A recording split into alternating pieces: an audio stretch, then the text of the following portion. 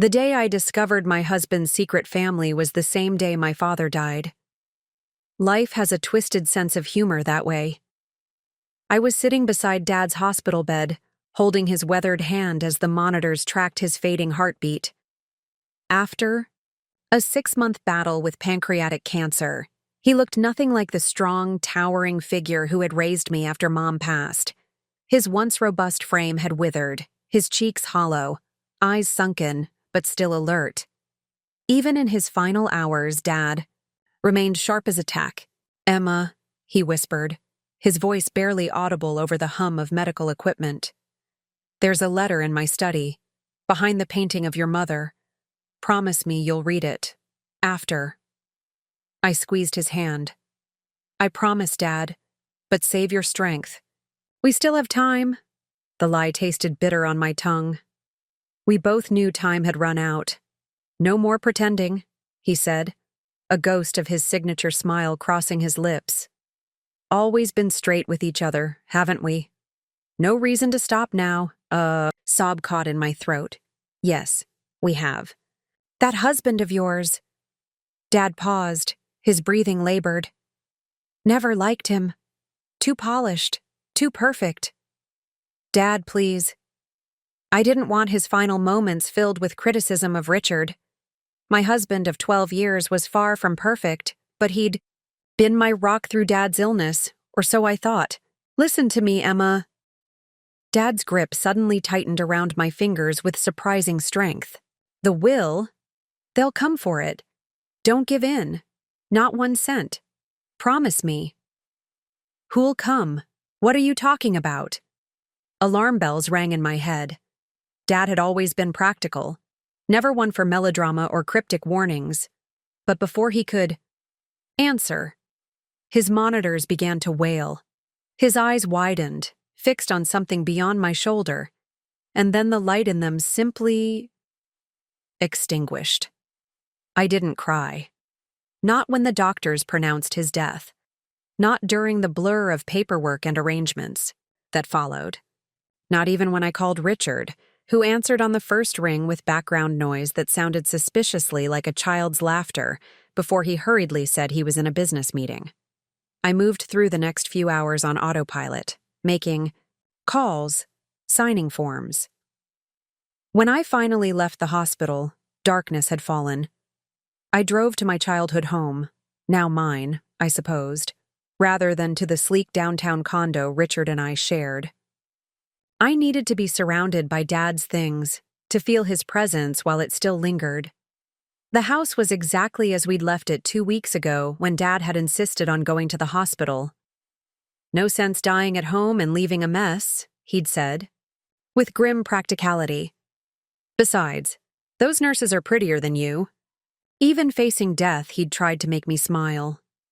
I walked through the dimly lit halls, past photos documenting our life together. Dad teaching me to ride a bike, my high school graduation. Dad walking me down the aisle at my wedding to Richard. My fingertips traced the edge of each frame, memories flooding back. In Dad's study, the painting of my mother hung where it always had, watching over his desk. I'd never known her. She died shortly after my birth. But Dad had kept her memory alive through stories and this portrait, painted from their wedding photo. With trembling hands, I lifted the frame from the wall, revealing a wall safe I'd never known existed.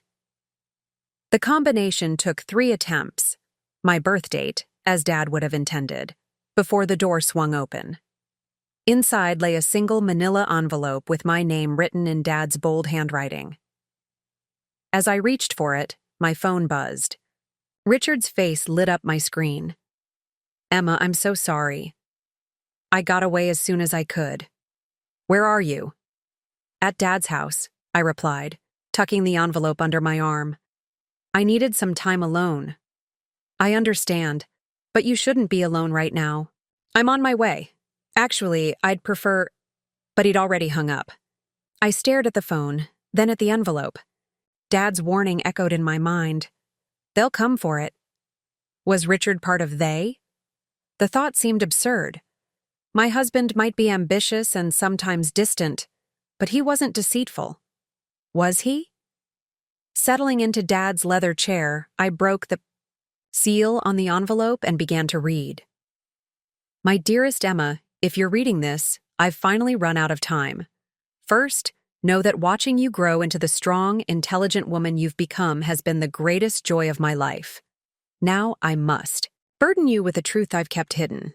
Your husband Richard is not who you think he is. 6 months ago, before my diagnosis, a woman named Vanessa Morgan contacted me. She claimed to be Richard's wife of 15 years and mother to his 3 children. She showed me marriage certificates, birth certificates, family photos, all undeniable proof. Richard has been living a double life, Emma. 2 wives, 2 homes, 2 completely separate existences. When I confronted him, he didn't deny it. Instead, he threatened me, said if I told you, he would make sure you ended up with nothing. You see, Vanessa's family has connections to people who specialize in making problems, and people disappear. I've spent my final months making arrangements to protect you. My entire estate, the business, this house, my investments, everything has been placed in a trust with conditions that will ensure your safety. Do not tell Richard you know the truth until you've spoken with my attorney, James Harrington. The instructions in my will are designed to expose Richard while protecting you, but only if you follow them precisely. I'm sorry I won't be there to help you through this. Know that I love you more than life itself. Stay strong. Stay smart. Trust. No one until you've talked to James. All my love, Dad. The letter slipped from my numb fingers as the front door opened. Richard's voice called out, "Emma, where are you, sweetheart?" I hastily shoved the letter back into the envelope and returned it to the safe, closing it just as his footsteps approached the study. Richard appeared in the doorway, his handsome face arranged in an expression of perfect concern. He wore the charcoal suit I'd bought him for his last birthday, his dark hair slightly tousled as if he'd been running his fingers through it, a habit when he was stressed. "There you are," he said softly, moving to embrace me. I stepped back, my father's letter burning in my mind. "Don't touch me." Confusion crossed his features. "Emma, I know you're grieving, but who's Vanessa?" The question burst from me before I could stop it. The change in his expression was subtle but unmistakable. A momentary widening of his eyes, a slight tensing of his jaw. Then, seamlessly, the mask of concern returned. "I don't know what you're talking about. Who's Vanessa?" But in that fraction of a second, I knew. My father's unbelievable claim was true. And as Richard reached for me again, I realized with absolute clarity that I was standing alone in an empty house with a complete stranger who had every reason to ensure I never made it to the reading of my father's will. For a moment, we stood frozen in a grotesque tableau. Richard with his arms half extended, me pressed against my father's desk, heart hammering against my ribs. I'd shared a bed with this man for 12 years, and suddenly he was a stranger. Wearing my husband's face. "Emma, you're not making sense." His voice was gentle, concerned, the same tone he'd used when I'd had a miscarriage 3 years ago.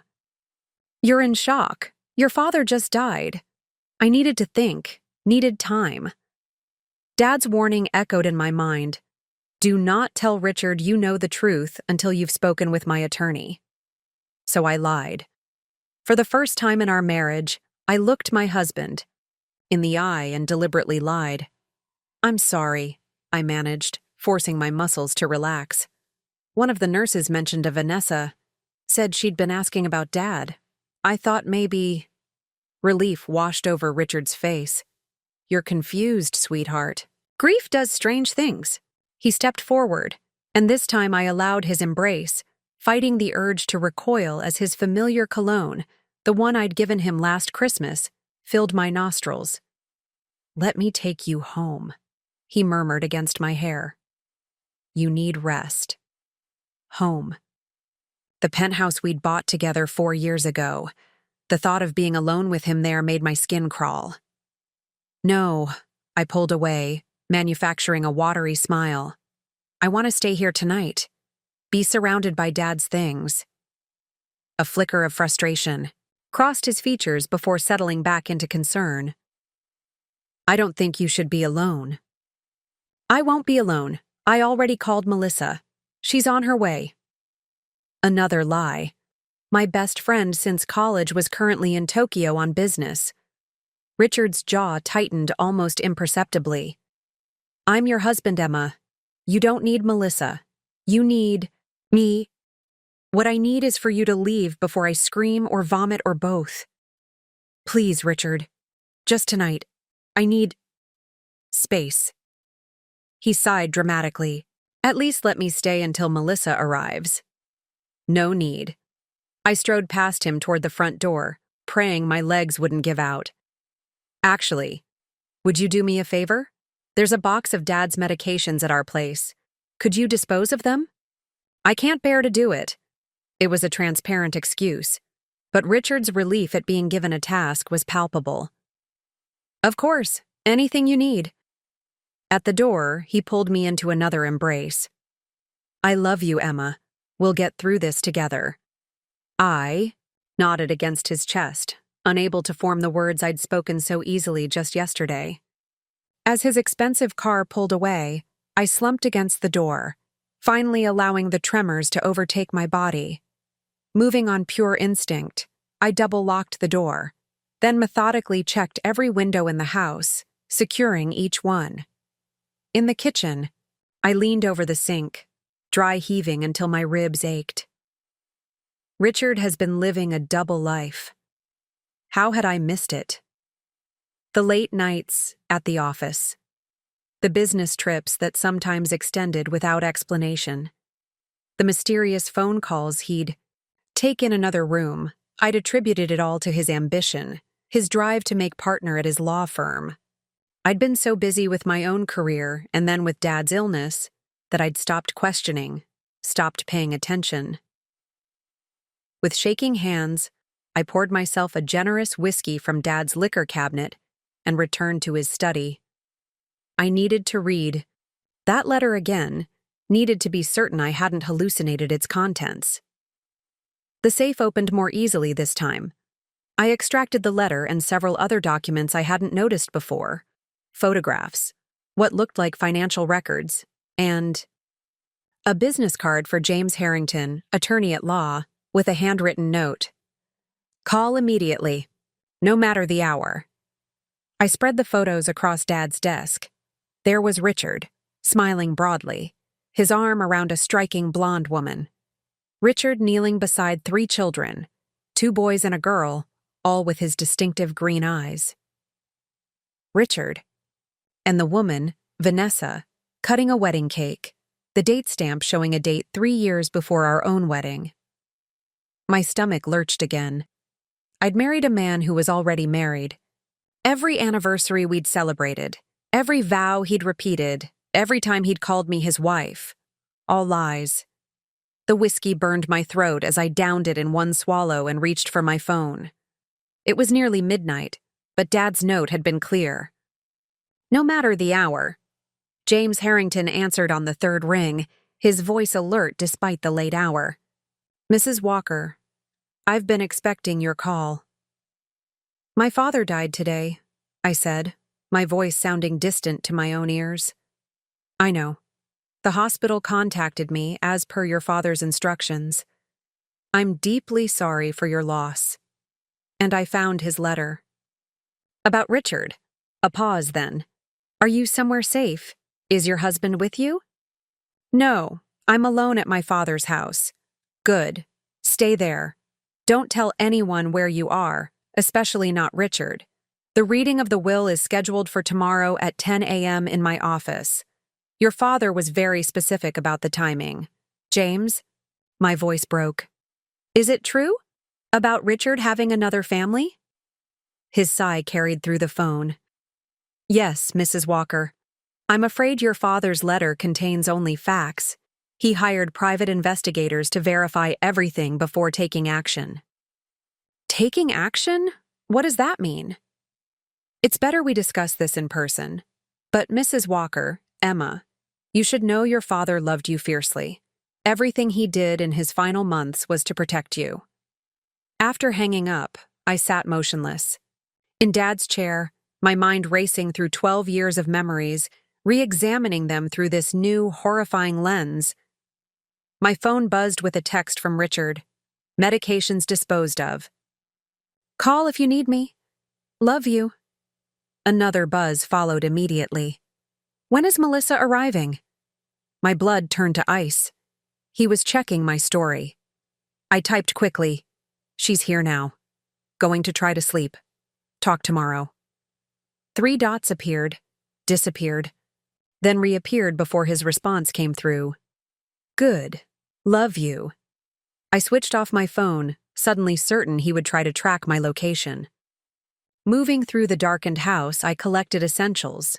Dad's letter and documents, some cash from his emergency drawer, a change of clothes. I couldn't stay here. If Richard had lied about something as fundamental as his identity, what else was he capable of? Dad's warning about Vanessa's dangerous family connections echoed in my mind. As I headed for the back door, headlights swept across the front windows. A car was pulling into the driveway. I flattened myself against the wall, heart pounding. Through the side window, I watched as Richard emerged from his vehicle and approached the house, his face set in a hard expression I'd never seen before. He'd checked on Melissa. Somehow, he'd discovered my lie, and now he was coming back. Panic clawed at my throat as Richard's footsteps crunched on the gravel path. I had seconds, not minutes, to decide. Front door? Locked? Back door? Too far, he'd hear me. Hide upstairs? Trapped. My gaze fell on Dad's car keys hanging by the kitchen. Doorway. The garage. If I could reach it without being seen. I moved silently through the darkened house, grateful for my intimate knowledge of its layout. Every creaking floorboard, every squeaky hinge, I knew them all, could avoid them instinctively. Richard's knock came just as I slipped into the garage, not the gentle rap of a concerned husband, but 3 hard, demanding strikes. Emma? I know. You're in there. Open the door. His voice carried clearly through the house, no longer gentle, no longer concerned. This was a voice I'd never heard before. I eased Dad's old Volvo door open, praying the interior light wouldn't give me away. The garage door opener would betray me immediately, so that wasn't an option. I'd have to leave through the side entrance and circle back for the car once I was clear. Richard's knocking intensified. Emma, Melissa called me back. She's in Tokyo. Open this door right now. I froze. Melissa had called him back? That meant... The sudden crash of breaking glass confirmed my fears. Richard wasn't waiting for permission. I slipped through the side door, documents clutched to my chest, and pressed myself against the exterior wall, listening to Richard's movements inside. Hurried footsteps, doors being flung open, my name called with increasing rage. Emma, I know you're here. Your car is in the driveway. My car? Of course. I couldn't take Dad's Volvo without opening the garage door. Richard would hear it instantly. And my own car might as well have been a neon sign announcing my presence. I needed to run. Now. The neighbor's house was dark. The Hendersons were in Florida for the winter. The bakers across the street might help, but their lights were out too. It was nearly 1 a.m. after all. A taxi? No time to wait. Uber? My phone was off, and turning it on might allow Richard to track me. More glass shattered inside the house. Richard's rage was escalating. I made my decision and ran, not toward the road or neighboring houses, but toward the woods behind Dad's property. He'd bought this place specifically for the 5 acres of forest it backed onto, land that connected to a small nature preserve. As a child, I'd spent countless hours exploring these woods with Dad. He'd taught me which paths to follow, which landmarks to look for. There was even an old hunting cabin about 2 miles in, long abandoned but still standing. The night air bit through my thin blouse as I plunged into the tree line, the quarter moon providing just enough light to avoid the worst obstacles. Behind me, I heard the back door slam open. "Emma!" Richard's voice carried through the trees, sending birds scattering from their roosts. He had a flashlight. Its beam swept across the yard, approaching the forest edge. I ducked lower, pushing deeper into the woods, no longer concerned with silence, only speed. Branches whipped at my face. Thorns tore at my clothes, but I kept moving, letting muscle memory guide me along paths I hadn't walked in years. After what felt like hours but was likely only 20 minutes, I reached the creek that marked the halfway point to the cabin. I paused, straining to hear over my own ragged breathing. Silence. No flashlight beam, no calling voice. Had I lost him? Or had he never followed me into the woods at all? Leaning against a tree, I tried to steady my breathing and take stock of my situation. I was alone in the woods at night, in January, without proper clothing, pursued by a man I'd thought was my loving husband. It sounded like the beginning of a horror movie. The reality was worse. This was my life. I pushed on more carefully now, following the creek until it bent sharply west. From there, I knew to look for the large boulder shaped like a turtle, one of Dad's favorite landmarks. Past that, another 15 minutes brought me to the clearing where the cabin stood. It was smaller than I remembered, its roof sagging slightly, windows dark and empty. But it represented shelter, however temporary. The door protested as I pushed it open, the musty smell of disuse greeting me. My fingers traced the wall until they found the old battery-powered lantern Dad always kept here.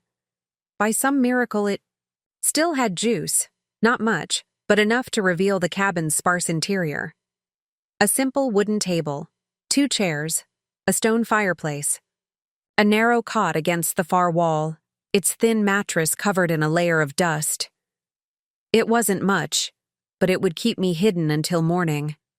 I set the documents on the table and sank onto one of the chairs, allowing exhaustion to finally claim me. My body shook, from cold, from fear, from the overwhelming reality of how completely my life had imploded in a single day. Dad was gone. My marriage was a lie. My husband was a stranger who might wish me harm, and somewhere out there was a woman named Vanessa with 3 children who shared my husband. Did she know about me? Was she a victim too, or complicit in Richard's deception? I pulled Dad's letter from the stack of documents and read it again, searching for clues I might have missed in my initial shock.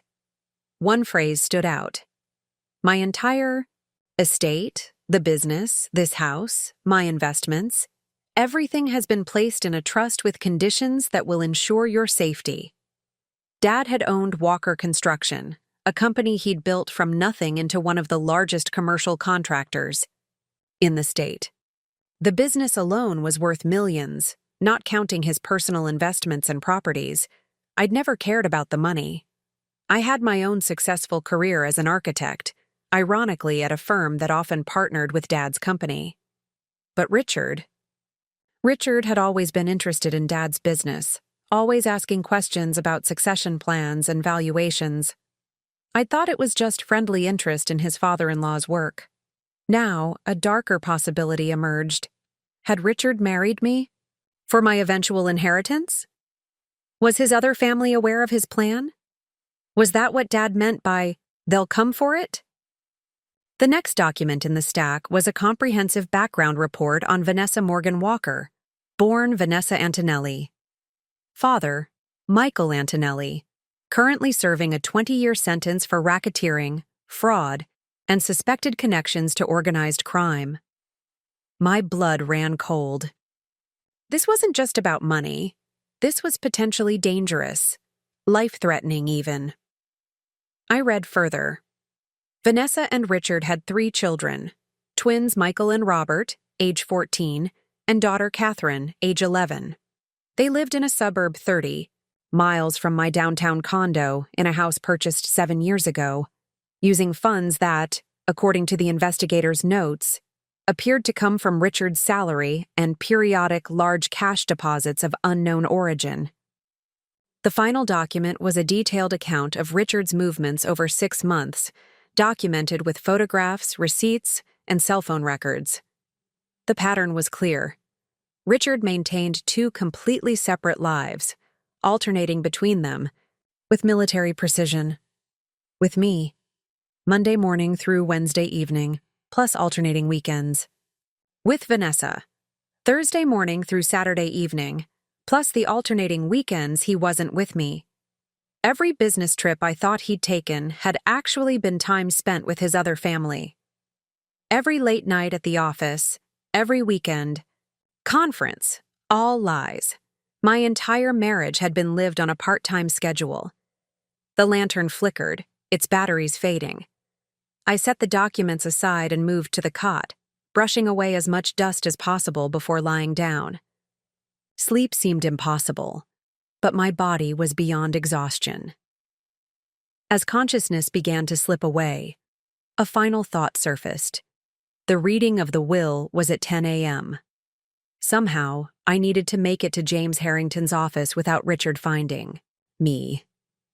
Because now I understood what Dad had meant in his final moments. They would come for the inheritance, Richard and possibly Vanessa too. And they would do whatever it took to get it, including, perhaps, eliminating the grieving daughter who stood in their way.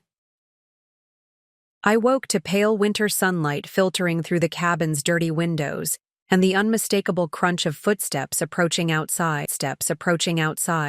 My body went rigid on the dusty cot. The footsteps outside were deliberate, unhurried, not the frantic searching of someone like Richard. I slid to the floor, pressing myself against the wall beside the window. The documents I'd been reading lay scattered across the table, irrefutable evidence of my husband's betrayal. The footsteps stopped. A shadow fell across the dirty glass. I held my breath, heart hammering so loudly I was certain it would give me away. The doorknob turned slowly, the hinges groaning as the door swung open. "Emma? You in here, kid?"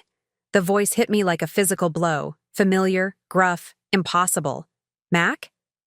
I rose on shaky legs as Dad's foreman of 20 years filled the doorway, his weathered face creased with concern.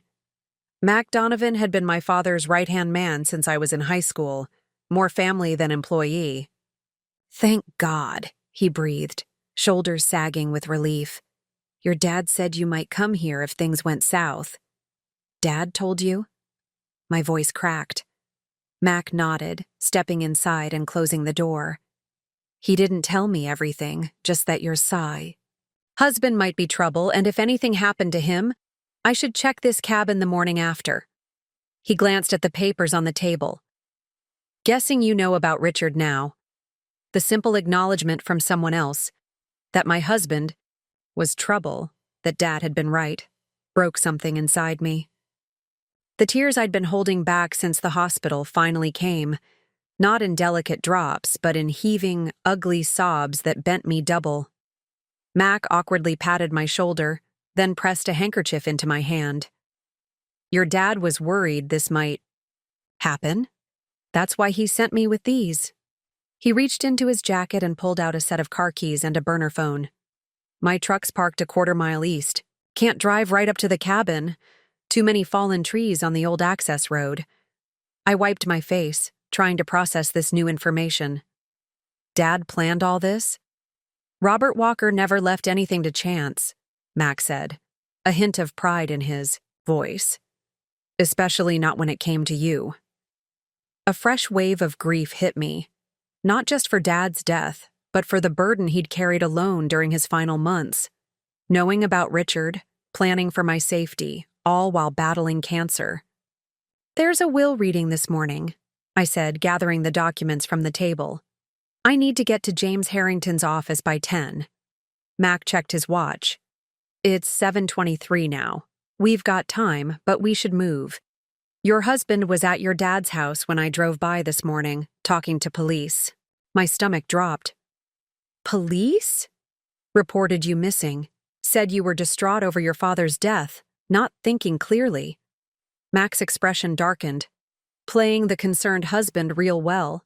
Of course, Richard would involve the police. It was the perfect cover. Searching for his missing wife while actually trying to prevent me from attending the will reading. I followed Mac through the woods, moving far more easily in daylight despite my exhaustion and rumpled clothes. We didn't speak much, both focused on navigating the uneven terrain, but the questions piled up in my mind with each step. How much did Mac know? What exactly had Dad told him about Richard? And most pressingly, what awaited me at the attorney's office? Mac's truck was exactly where he said it would be, an aging blue Ford hidden among the trees off a service road. As we drove through the back routes of the county, avoiding main highways, I filled him in on what I'd learned from Dad's letter and documents. Can't say I'm surprised about Richard, Mac grunted, eyes fixed on the road. Your dad never trusted him, said he had shark eyes. I almost smiled, remembering Dad's initial assessment of Richard after our first dinner together. He's got shark eyes, Emma. Dead eyes that only light up when there's blood in the water. I dismissed it as Dad being overprotective, attributed his continued coolness to Richard as stubbornness. How different my life might have been if I'd trusted Dad's instincts from the beginning. Did you ever meet her? I asked suddenly. Vanessa? Mac's grip tightened on the steering wheel. Once, about 4 months ago. She came to the construction office looking for your dad. I was leaving as she arrived. He paused. Didn't know who. She was then, of course. Just thought she was a client. What was she like? He considered this. Confident, expensive-looking, reminded me of those Real Housewives on TV my wife watches. I tried to picture her, this woman who shared my husband, who had given him children, who had been his wife 3 years longer than I had. The photos I'd seen showed someone beautiful in a polished, artificial way, the opposite of my own minimal makeup, practical style. Is that why Richard had maintained 2 wives? Were we each fulfilling different needs for him? We're about 20 minutes from Harrington's office, Mac said, interrupting my thoughts. You should use that burner phone to call him. Let him know you're coming but might have company. I dialed. The number on the business card. James Harrington answered immediately.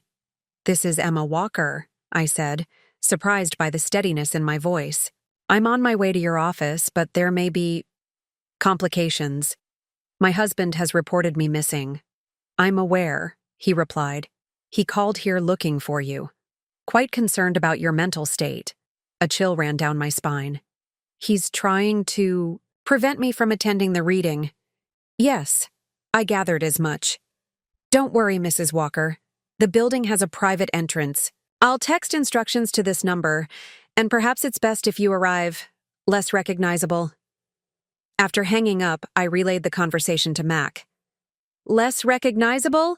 He repeated, frowning. There's a baseball cap in the glove compartment, and I've got a spare jacket behind the seat. Not much of a disguise, but better than nothing.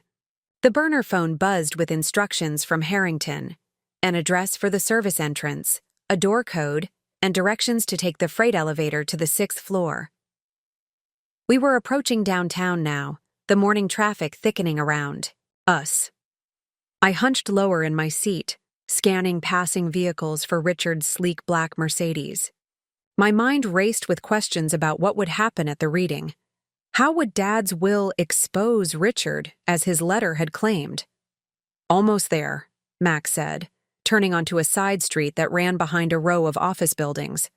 You want me to come in with you? I hesitated. Mac had already done so much, risked so much. No, this part I need to handle alone. Your dad would want me to make sure you're safe, he argued, and I will be, inside Harrington's office, but I need you to do something else for me. I pulled Dad's house keys from my pocket. Go back to the house, get my car. Richard will be watching the building exits after the reading. I'll need another way out. Mac nodded reluctantly. I'll park near the service entrance. Text when you're finished. He pulled up to a nondescript door marked Deliveries. Good luck, kid. I donned the baseball cap and Mac's oversized jacket, clutching the documents to my chest as I approached the door. The code worked, admitting me to a utilitarian hallway that smelled of cardboard and cleaning supplies. Following Harrington's instructions, I located the freight elevator and rode it to the 6th floor. When the doors opened, James Harrington himself was waiting, a tall, silver-haired man with alert eyes and a grave expression. Mrs. Walker. Just in time. The others are already gathered. Others?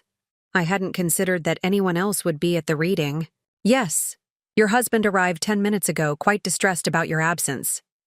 His emphasis on the word distressed told me he wasn't fooled by Richard's act. And there's another party your father insisted be present. Who? Harrington's expression remained carefully neutral. I believe you'll understand when you see her. Are you ready? No, I wasn't ready.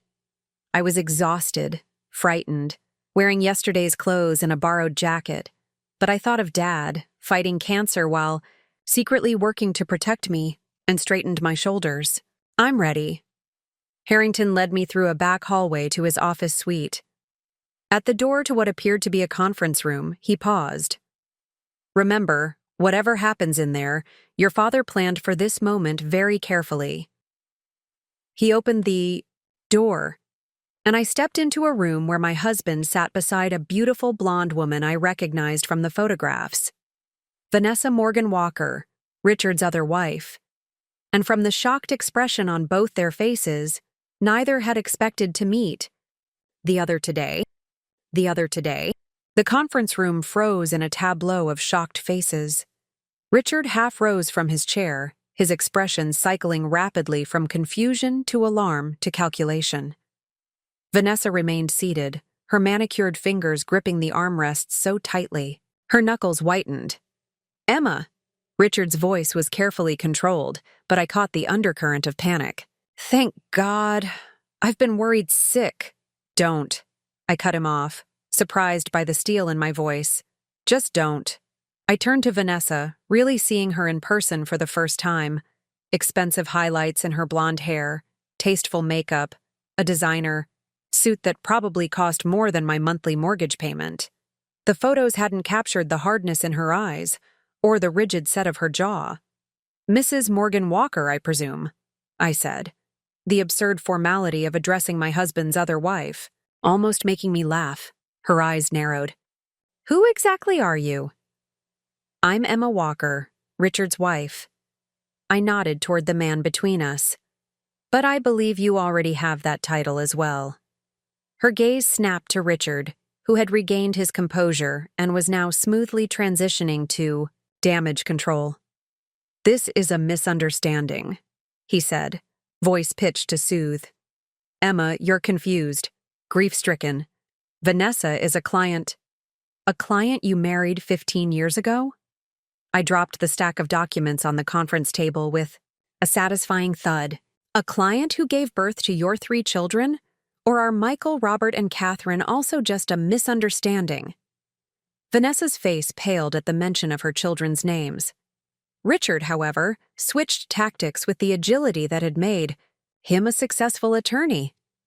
This is ridiculous, he scoffed, turning to James Harrington, who stood silently by the door. James, Emma's father just died. She's clearly not herself. We should postpone this reading until she's in a better state of mind. Harrington consulted his watch. It's precisely 10 a.m. Robert Walker's instructions were very specific about the timing of this reading. He gestured to the chairs. Shall we begin? I took a seat directly across from Richard and Vanessa, placing the table between us like a shield. Up close, I could see the strain in Richard's face, the way his eyes darted between me and Vanessa, calculating his next move. Harrington seated himself at the head of the table. Before I read the will itself, Robert asked that I play this video. He pressed a button on a remote, and the large screen on the wall came to life. Dad appeared, thinner than before his illness but still strong-looking, his familiar face solemn as he gazed into the camera. If you're watching this, he began, then I'm gone, and Emma has discovered the truth about Richard. He paused, his eyes seeming to find mine across the digital divide. I'm sorry, sweetheart. Sorry I won't be there to help you through this. And sorry I didn't see who Richard really was before you married him. A lump formed in my throat. Even from beyond the grave, Dad was trying to protect me. Richard Walker, Dad continued, his voice hardening. Or should I call you Richard Morgan? I'm not sure which name is on your actual birth certificate since you seem to have used both interchangeably when convenient. Richard's face remained impassive, but I noticed a muscle twitching in his jaw. I know everything, Dad said. About your first marriage to Vanessa. About your 3 children. About how you orchestrated your meeting with Emma at that charity event. An event you attended only because you knew I would be there with my daughter. My mind flashed back to that night 7 years ago. The art auction where I'd first met Richard, how he'd approached me at the bar, charming and attentive. I'd thought it was a serendipitous meeting. Now I realized it had been carefully planned. I know about the money you've been funneling from Vanessa's accounts to pay for your life with Emma, Dad continued. And about the money you've borrowed from Emma for investments that somehow always found their way to your other household. Gasped. The investment opportunities Richard had occasionally asked me to contribute to. Opportunities that had never quite materialized returns. Had that money gone to support his other family? Most importantly, Dad's voice grew stronger. I know about your plan to position yourself as the inheritor of my estate, a plan that began the moment you researched my company's value and identified Emma as your target. Beside me, I heard Vanessa inhale sharply. Vanessa, Dad turned his attention to her. I don't know how much you knew about Richard's double life. Maybe you were complicit. Maybe you were as deceived as Emma. Either way, you should know that Richard has been systematically draining your family accounts for years. That vacation home in his name? Purchased with money he diverted from your children's college funds. Vanessa turned to Richard, her face a mask of barely controlled fury. Is that true? The Aspen property? Richard's eyes hardened. Robert is manipulating you both from beyond the grave. This is absurd. The documentation is quite thorough, Mr. Walker, Harrington interrupted, sliding a folder toward Vanessa. Your financial transactions over the past 7 years. Bank statements, property records, the shell company you created to move money between accounts. As Vanessa flipped through the papers, her composure cracked. The children's accounts? They're nearly empty. Her voice trembled. You said those withdrawals were for investment opportunities. A bitter laugh escaped me. He told me the same thing. Dad's voice drew our attention back to the screen. Emma, everything I have is now yours, but with protections in place. I've structured the inheritance through an irrevocable trust, with James as trustee. Richard cannot touch it, even as your spouse. Richard's face darkened.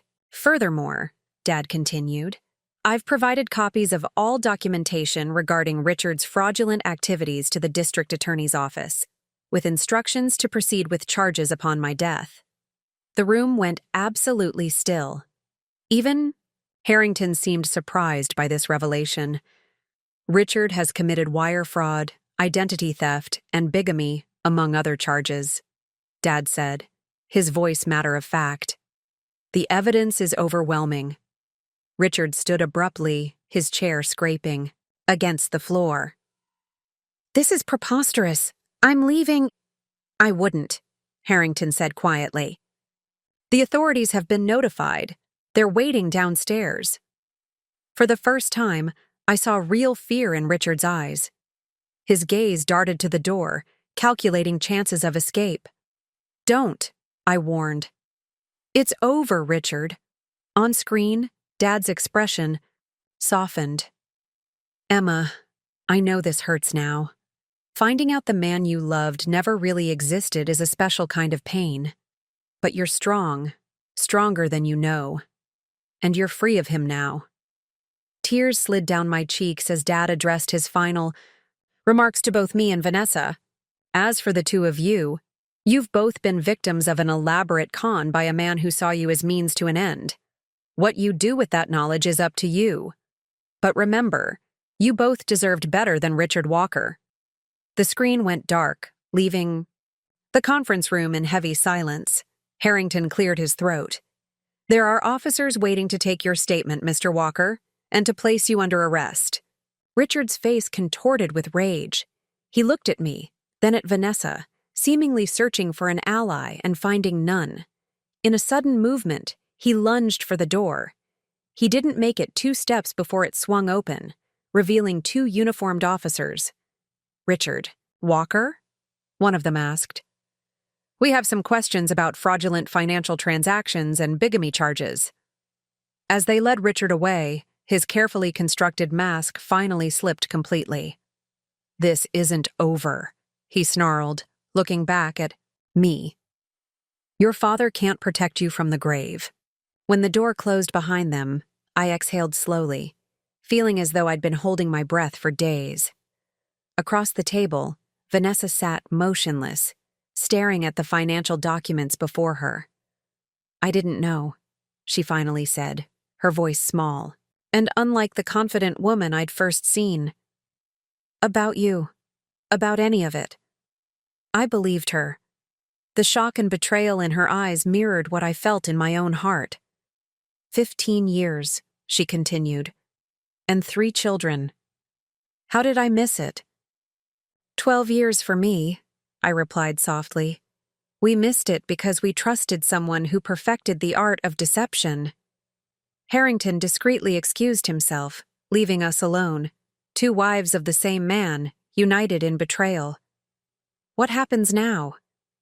Vanessa asked, her eyes meeting mine. It was the question I'd been asking myself since finding Dad's letter. What happens when your entire life is revealed as a carefully orchestrated lie, when the future you'd planned dissolves before your eyes? I don't know, I admitted. But I think we both deserve answers. And maybe... I hesitated, the idea forming as I spoke. Maybe we're the only ones who can truly understand what the other is going through. Something shifted in Vanessa's expression, the hardness softening slightly. Your father, she said. He must have loved you very much. He did. My father would have hired someone to break Richard's legs, she said with a humorless laugh. Your father found a much more effective way to destroy him. I thought about Dad's meticulous planning, how he'd arranged everything to protect me even after he was gone. The grief of losing him collided with immense gratitude for his final act of love. There's something else you should know, I said, making a decision. Dad's letter mentioned your father's connections to certain people. He was concerned those connections might be used against me if I inherited. Vanessa's eyes widened slightly. My father has been in prison for 7 years. His connections are mostly exaggerated. She shook her head. Richard probably fed your father that information to make him fear for your safety if he exposed the truth. Just then, the burner phone in my pocket buzzed with a text from Mac. Your car is parked behind the building. Police still with Richard out front. I stood, suddenly, aware of how exhausted I was. I need to go. There's a lot to process. Vanessa nodded, then reached into her purse and pulled out a business card. When you're ready to talk about any of it, call me. She met my eyes steadily. We're the only 2 people in the world who know exactly what the other has lost. I took the card, strangely moved by this unexpected connection with a woman who, in another reality, might have been my enemy. What will you tell your children? I asked softly. Pain flashed across her. First, the truth, or some version of it. They're old enough to understand their father isn't who they thought he was. She paused. And you? What will you do now? I thought about it as I gathered Dad's documents. Rebuild, I finally said. On my terms this time, with no one else's expectations shaping my choices. As I left through the service entrance and located my car, I felt something unexpected beneath the grief and betrayal, a flicker of possibility. The life I'd thought I had was gone, but in its place stood a future wide open with choices that were entirely my own. Dad's final gift hadn't just been financial security or protection from Richard's schemes. It had been freedom, the chance to start again, wiser and more clear-eyed than before. And for the first time since finding his letter, I felt something like hope. Something like hope. I didn't go home after leaving Harrington's office. Not to Dad's house with its broken windows and violated sanctuary.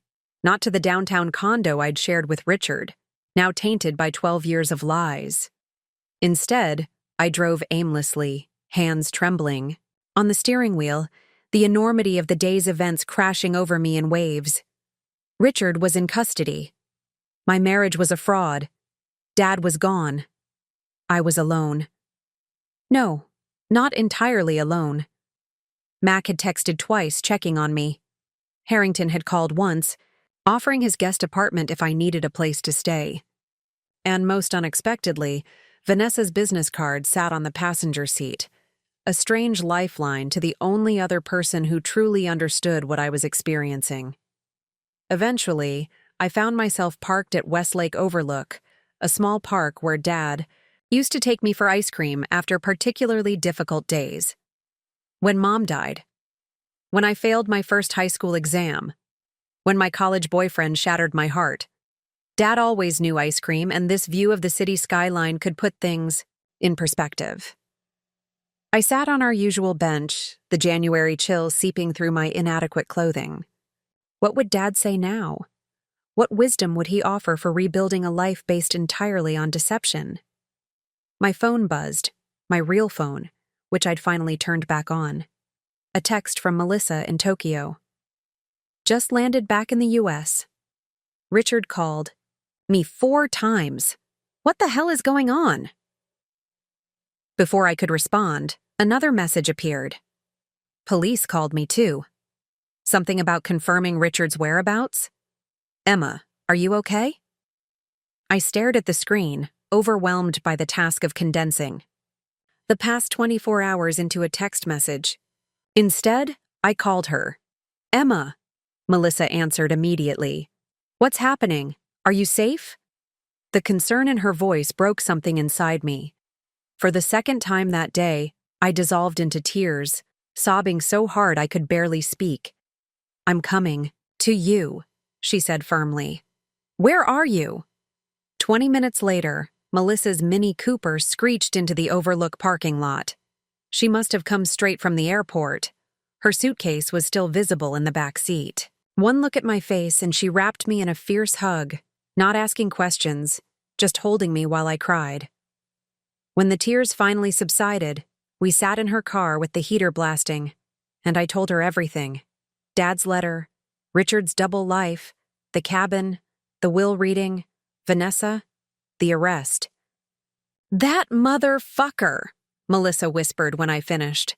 Her face, normally quick to smile, was tight with rage. 12 years. Your entire marriage. I should have known, I said, voicing the thought that had been circling my mind. There were signs. Stop, she cut me off. Don't you dare blame yourself for trusting your husband. Richard is a sociopath, Emma. A con man who targeted you specifically and spent more than a decade crafting the perfect deception. This is not on you. Her words were a balm I hadn't known I needed. I leaned my head against the cold window, watching. My breath fogged the glass. When we got married, Richard insisted on a prenup to protect my assets since he was a mere lawyer, and I was the heiress to Walker Construction. I laughed bitterly. I thought he was being selfless. Turns out it was strategic, hiding his existing marriage while positioning himself to access Dad's money through me. Melissa's hand covered mine. You couldn't have known. None of us could. Dad knew, I said softly. He saw through Richard from the beginning. I remembered all the times Dad had tried to warn me. Subtle comments about Richard's character, questions about our finances, invitations for me to take a more active role in the family business that Richard always discouraged. Your father was exceptional at reading people, Melissa agreed. It's what made him such a successful businessman. An unexpected memory surfaced. Dad at my 16th birthday party, sizing up the boy I'd invited, then quietly arranging for Mac to drive the kid home when he caught him sneaking alcohol. Mac had been Dad's enforcer, confidant, and friend for as long as I could remember. Of course, Dad would trust him with this final mission. "You need food, a shower, and sleep," Melissa declared, starting the car. "You're staying with me tonight. We'll figure out next steps tomorrow." I didn't argue. The thought of making decisions, where to live, what to do about the condo and its contents, how to handle the inevitable media attention when Richard's arrest became public, was overwhelming. Melissa's loft apartment was exactly what I needed. Warm, comfortable, and filled with color and life in a way my sterile condo with Richard had never been. I realized with a pang that I'd gradually adapted my tastes to his over the years, replacing my eclectic artwork with minimalist decor, trading comfort for style, compromising myself in 100 tiny ways I'd never even noticed. After a hot shower and a change into Melissa's borrowed clothes, I felt almost human again. We sat at her kitchen island, eating takeout Thai food directly from the container. "The police will want a formal statement," Melissa said, practical as always. "And you'll need a lawyer, not for the criminal case against Richard, but for the divorce and financial disentanglement." Divorce.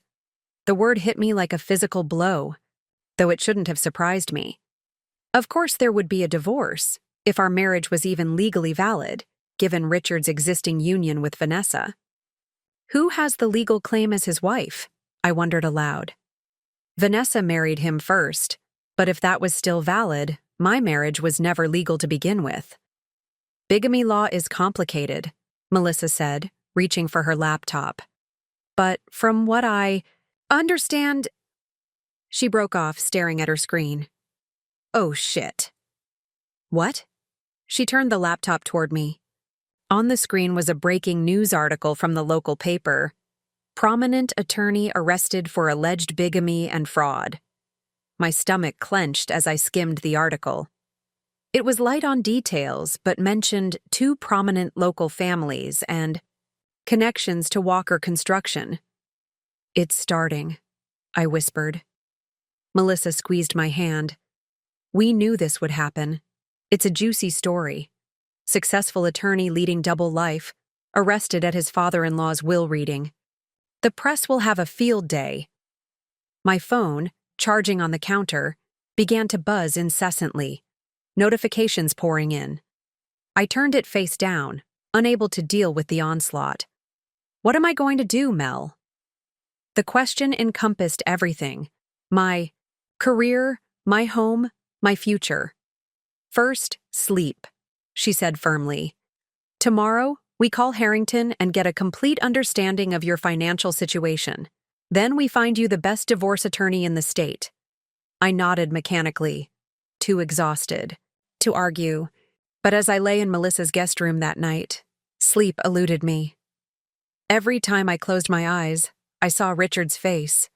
Not the enraged stranger from the will reading, but the man who had held me after my miscarriage, who had danced with me in our kitchen on lazy Sunday mornings, who had built a life with me that I'd believed was real. Had any of it been genuine? Had he ever loved me at all? Or had every tender moment, every intimate conversation, every shared dream been part of an elaborate performance designed to position himself closer to Dad's money? My phone buzzed again from the nightstand. Against my better judgment, I checked it. A text from an unknown number. "I hope you realize what you've done. My children are devastated. This isn't over." Vanessa. It had to be. The woman who had given me her business card hours earlier, who had seemed almost sympathetic in the aftermath of our shared betrayal, was now threatening me. Another text followed. "Richard may be in jail, but my family has resources. The Walker fortune isn't worth what's coming." Ice flooded my veins. Dad's warning about Vanessa's family connections suddenly seemed less like Richard's manipulation and more like a genuine threat. I forwarded the messages to Harrington with shaking fingers, then lay awake until dawn, jumping at every sound. By morning, the story had exploded. My phone had so many notifications that it eventually stopped alerting me. Texts from friends, colleagues, clients, all expressing shock, sympathy, or thinly veiled curiosity. Emails from reporters seeking comments. Voicemails from numbers I didn't recognize. "Don't respond to any of it," Melissa advised over coffee. "Not until we have a strategy in place." A knock at her door made us both jump. Melissa checked the peephole, then relaxed. "It's Mac," she said, opening the door. He entered, looking as exhausted as I felt, his weathered face grim. "You seen the news?" I nodded. "It's everywhere." "There's more." He placed a manila envelope on the counter, similar to the one Dad had left me, but newer. "Came by courier to your dad's house this morning. Addressed to you, marked urgent." With trembling fingers, I opened it. Inside was a single document, a life insurance policy in Dad's name, dated 6 months earlier, with a death benefit of $5 million. Payable not to me, as I would have expected, but to Catherine, Michael, and Robert Walker, Richard's children with Vanessa. "I don't understand," I whispered, scanning the document again.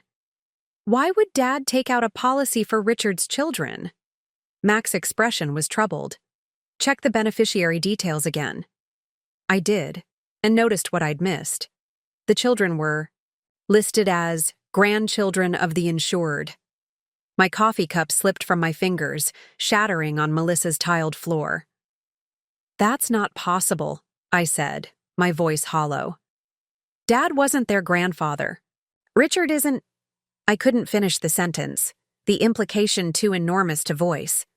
Mac sat heavily on a bar stool. "Your dad called me to his hospital room 2 days before he died. Said there was something he hadn't included in the letter, or the will, something he couldn't bring himself to tell you directly." The room seemed to tilt around me as Mac continued, his voice gentle but relentless. "Emma, Robert wasn't just protecting you from a con man. He was protecting you from your half-brother. Your half-brother." The words hung in the air like poison gas, seeping into my lungs, making it impossible to breathe. "No," I finally managed, shaking my head violently. "That's not— Dad would never—" "It happened before you were born," Mac said, his eyes full of compassion. "Before he met your mother." Melissa silently cleaned up the broken mug while I stared at the insurance policy, the words blurring before my eyes.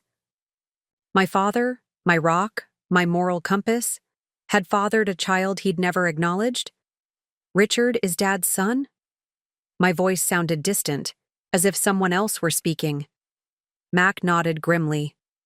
Robert had a relationship with a woman named Eleanor Morgan when he was just starting his business.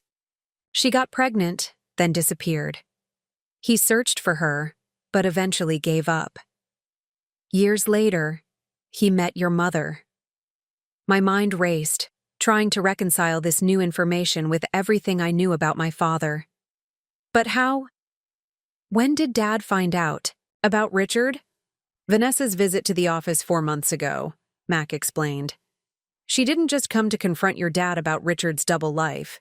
She came because Richard had told her that Robert was his biological father. The timeline suddenly clicked into horrifying focus. That's why Dad hired the private investigators. Not just because Richard was cheating on me, but because he suspected that Richard was his son. Yes, Mac confirmed. The DNA test results came back 3 months ago. It was a match. I pressed my hands against my temples, trying to hold my fracturing reality together. So Richard, my husband of 12 years, is actually my half-brother? The biological implications made bile rise in my throat. I had shared a bed, built a life, tried to have children with my own brother. Did Richard know? When he married me, did he know we were related? Mac's expression darkened. Your dad believed he did. that it was part of Richard's revenge. Revenge? Melissa asked, rejoining the conversation. According to what Richard told Vanessa, Eleanor raised him with one goal: to make Robert Walker pay for abandoning them. She filled Richard with hatred, taught him to blame your dad for every hardship they faced. I thought about Richard's childhood, the sanitized version he'd shared with me about growing up with a single mother who worked multiple jobs to put him through school, how he'd worked his way through college and law school, determined to succeed despite his humble beginnings. I'd admired his drive, never questioning the gaps in his history. But that doesn't explain the bigamy, I said, struggling to make sense of it all. If his goal was revenge against Dad, why maintain two separate families? Power, Max said simply. Control. Based on what your dad uncovered, Richard's original plan was to seduce you, gain access to Robert's company and fortune, then destroy both. But somewhere along the way, he got addicted to the double life. The perfect wife for his professional advancement in you, the family that validated his personal narrative with Vanessa. My stomach turned. And the children? Are they really his? Mac nodded. The investigators confirmed that. Those kids are Richard's, which makes them your nieces and nephew. The room spun. I gripped the counter to steady myself, trying to process the cascade of revelations. Not only had my marriage been built on lies, but it had violated one of humanity's most fundamental taboos. And now, I had 3 relatives I'd never known existed. Children, caught in a web of deception they hadn't created. Why didn't Dad tell me this himself? I whispered. Why keep it out of the letter? He couldn't bring himself to hurt you that way, Max said. Wanted to protect you from the full horror of it, at least until Richard was safely behind bars. But, the insurance policy? I gestured to the document between us. Why provide for Richard's children? Because they're his grandchildren, Max said softly. And they're innocent in all this. Robert believed that when everything came to light, they would need protection. From Richard, from Vanessa, maybe even from her family. The implications were staggering. Dad had not only organized his estate to protect me from Richard's schemes, but had also made provisions for the children whose existence he'd only recently discovered. Even in his final acts, he'd tried to do the right thing by everyone. My phone buzzed again, Harrington calling. With trembling fingers, I answered and put him on speaker.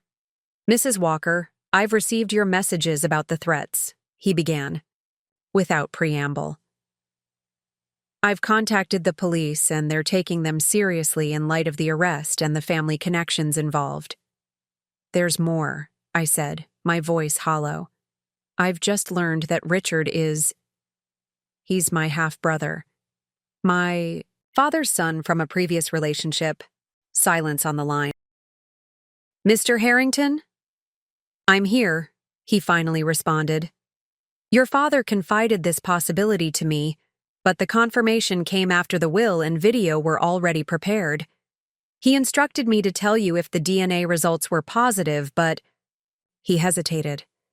Given everything else you were dealing with, I thought it best to wait. Wait for what? I demanded, anger finally cutting through my shock. For me to discover I've been married to my brother for 12 years? That we tried to have children together? My voice rose to a near shout, the horror of it all overwhelming. Emma. Melissa's hand on my arm steadied me. I took a deep breath, forcing myself back from the edge of hysteria. Mrs. Walker, Harrington, continued, his tone carefully measured. This additional information has legal implications beyond what we've already discussed. Your marriage to Richard is not just bigamous, but legally void on grounds of consanguinity. The financial protections your father put in place become even more important. What do you mean? If Richard knew you were siblings when he married you, it strengthens the fraud case against him. But it also potentially exposes both Walker Construction and you personally to civil litigation from Vanessa and the children. They could sue. Me? The idea seemed absurd. I'm the victim here. You are, Harrington agreed. But the legal situation is complex. I strongly suggest you come to my office today so we can discuss a comprehensive strategy. After arranging to meet Harrington. At noon, I ended the call and sat in stunned silence, trying to absorb the tectonic shifts in my reality. "What am I going to do?" I whispered, not really expecting an answer. To my surprise, Mac spoke up. "First, you're going to breathe. Then you're going to remember that you are Robert Walker's daughter, his acknowledged, loved, legitimate daughter. And you're going to face this the way he taught you to face everything, head on, with courage and integrity." His words cut through the fog of confusion and horror, reminding me of who I was at my core. Not Richard's wife or victim, but my father's daughter. "You're right," I said, straightening my shoulders. "Dad prepared for this. He made sure I'd be protected financially and legally. But there's something more important he gave me that Richard can never take away." "What's that?" Melissa asked. "The truth about who I am." I stood, suddenly resolute.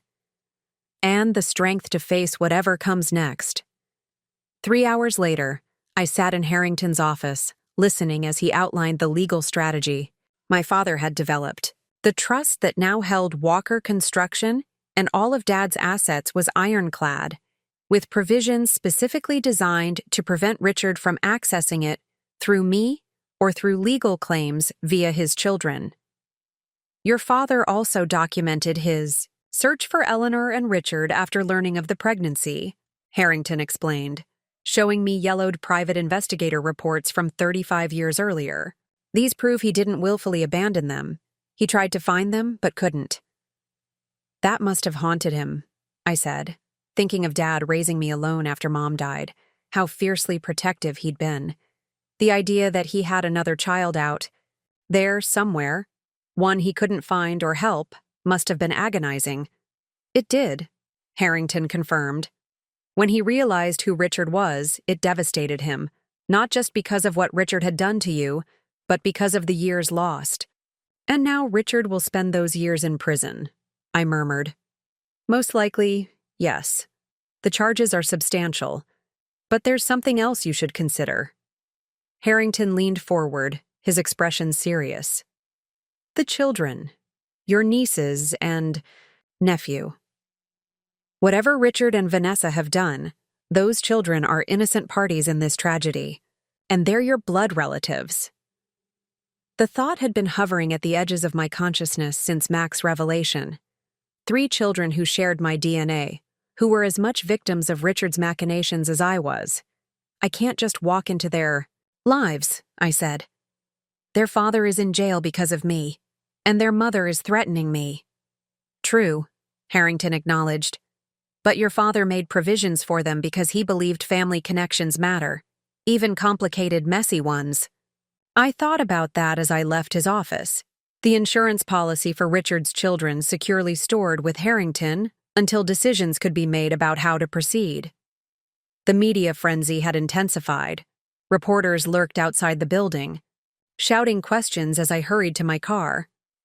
Back at Melissa's apartment, we found Mac waiting with takeout containers and grim news. "Richard made bail," he announced without preamble. "His arraignment is set for next week, but he's out now." Cold fear washed over me. "How?" "I thought Vanessa," Mac confirmed. "Or more likely, her family. Someone posted a very substantial bond." I sank onto the couch, the day's emotional roller coaster leaving me depleted. So what now? Richard is free, probably furious, and Vanessa is threatening me. Should I be worried for my safety? Mac nodded toward the window, where his truck was visible on the street below. "I'll be right here. Nobody's getting to you on my watch." His simple loyalty brought tears to my eyes. "Mac, you don't have to—" "Yes, I do," he interrupted. "I promised your dad.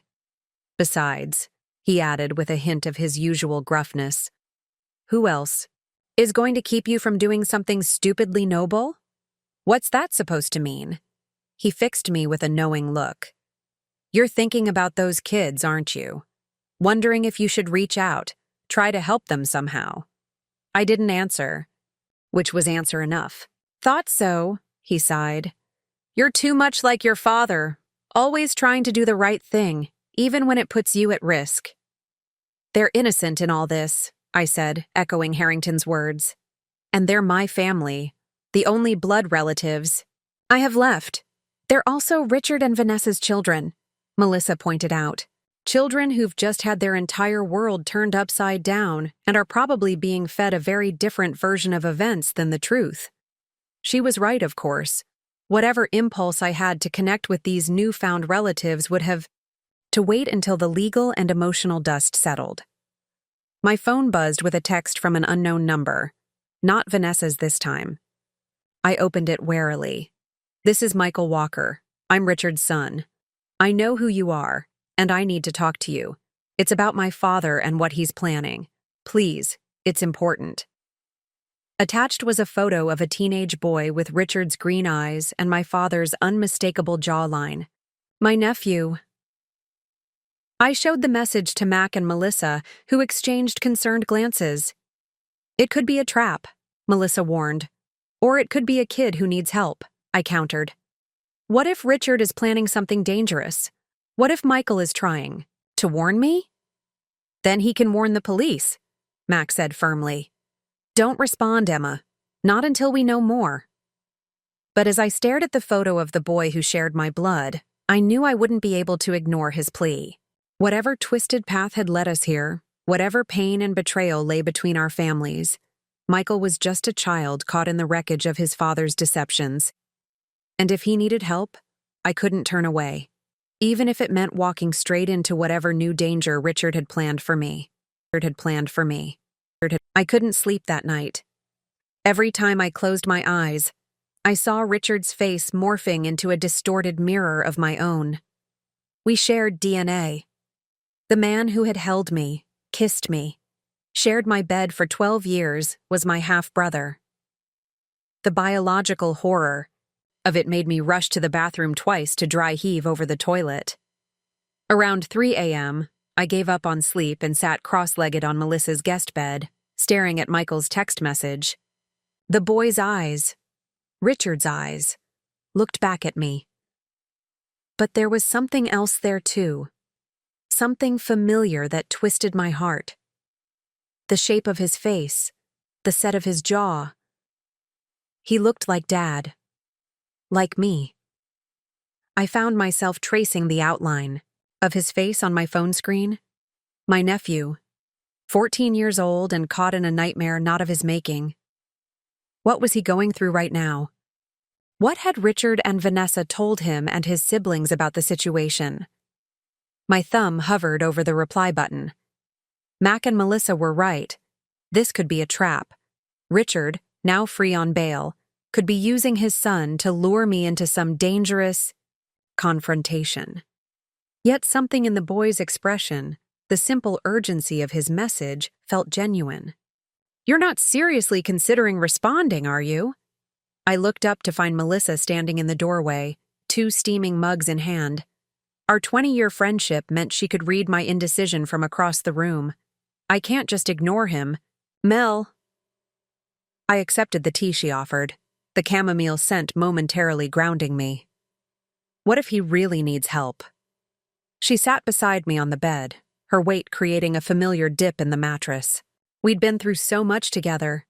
College all-nighters, my wedding. God, Richard had stood right beside her in the photos, smiling his practiced smile. Her divorce 3 years ago, Dad's illness. She was the sister I'd never had. The family I'd chosen. The timing is suspicious, she pointed out. Richard makes bail and suddenly his son is reaching out? After everything that's happened, you can't afford to be naive.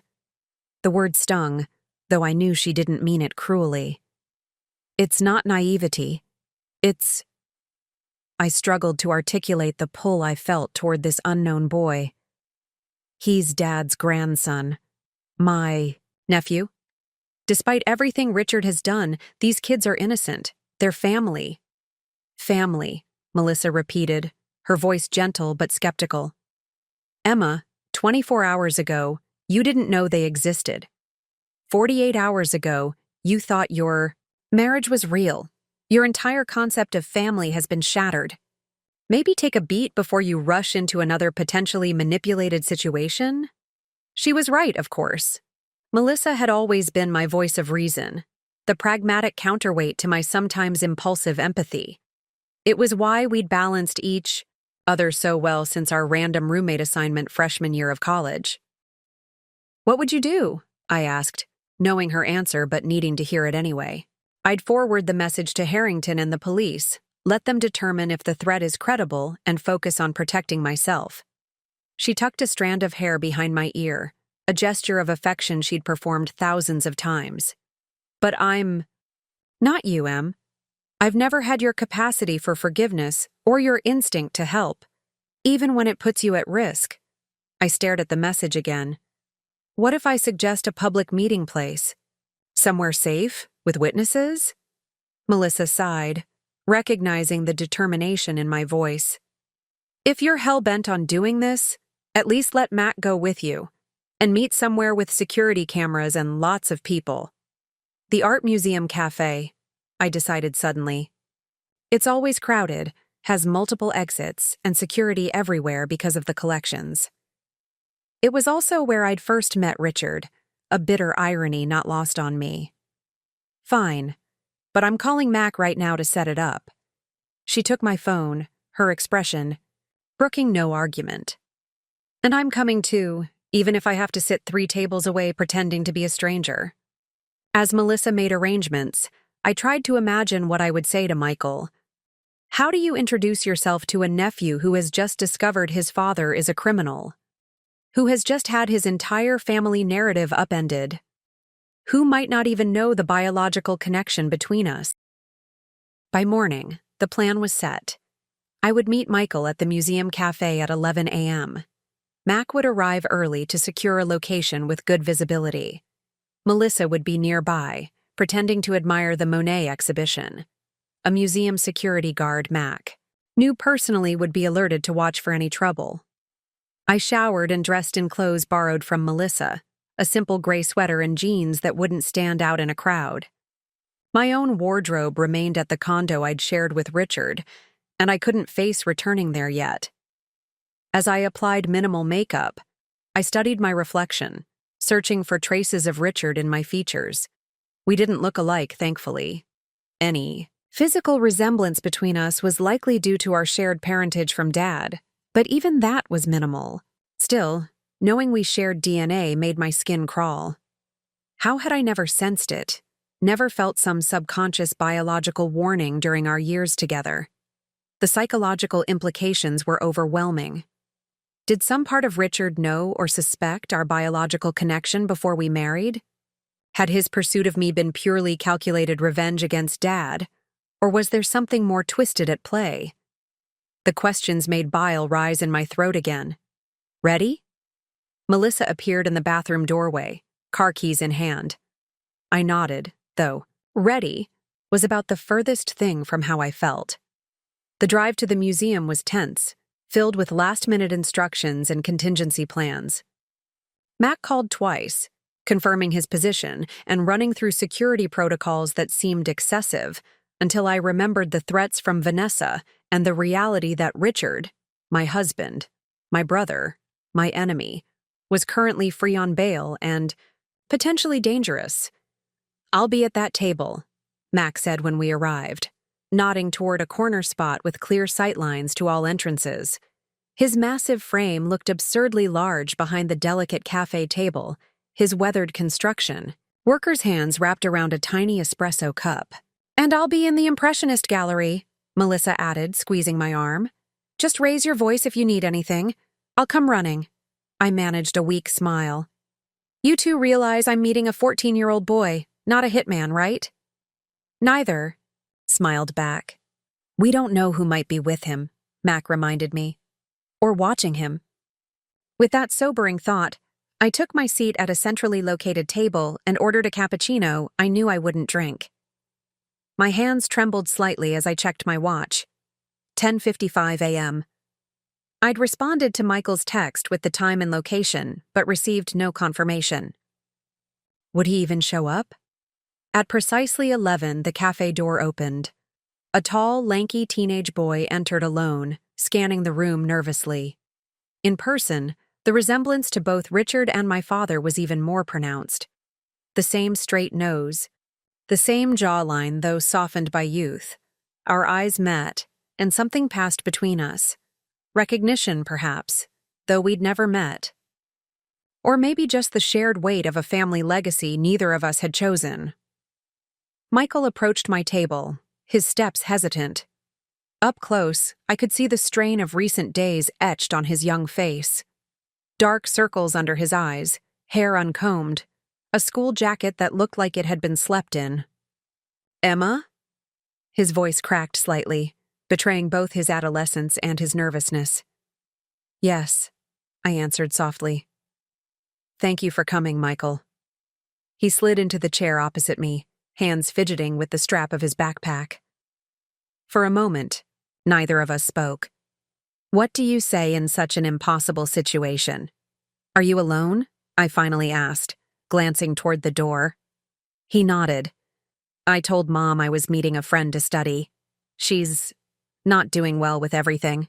A flash of protective loyalty crossed his face, reminding me painfully of Dad. "I took the bus." "That was brave of you," I said, meaning it. "I appreciate you reaching out, but I have to ask, why? What did you want to tell me about your father?" Michael's gaze dropped to the table. "He's not who you think he is."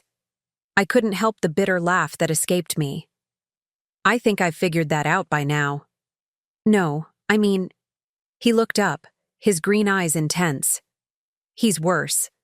The things they're saying on the news about the 2 marriages and the fraud, that's not even half of it." A chill ran through me. "What do you mean?" Michael glanced over his shoulder, then leaned forward, lowering his voice. "After Dad was arrested, he called Mom from jail. I wasn't supposed to hear, but I was in the kitchen, and she was screaming into the phone in the living room." I nodded encouragingly, hyper-aware of Mac watching from his corner table. He told her not to worry, that he had a plan. That if things got bad, he had insurance that would solve everything. Michael swallowed hard. He said he'd been preparing for this possibility for years, and that he'd hidden something that would force you to drop everything and pay whatever he asked. My blood ran cold.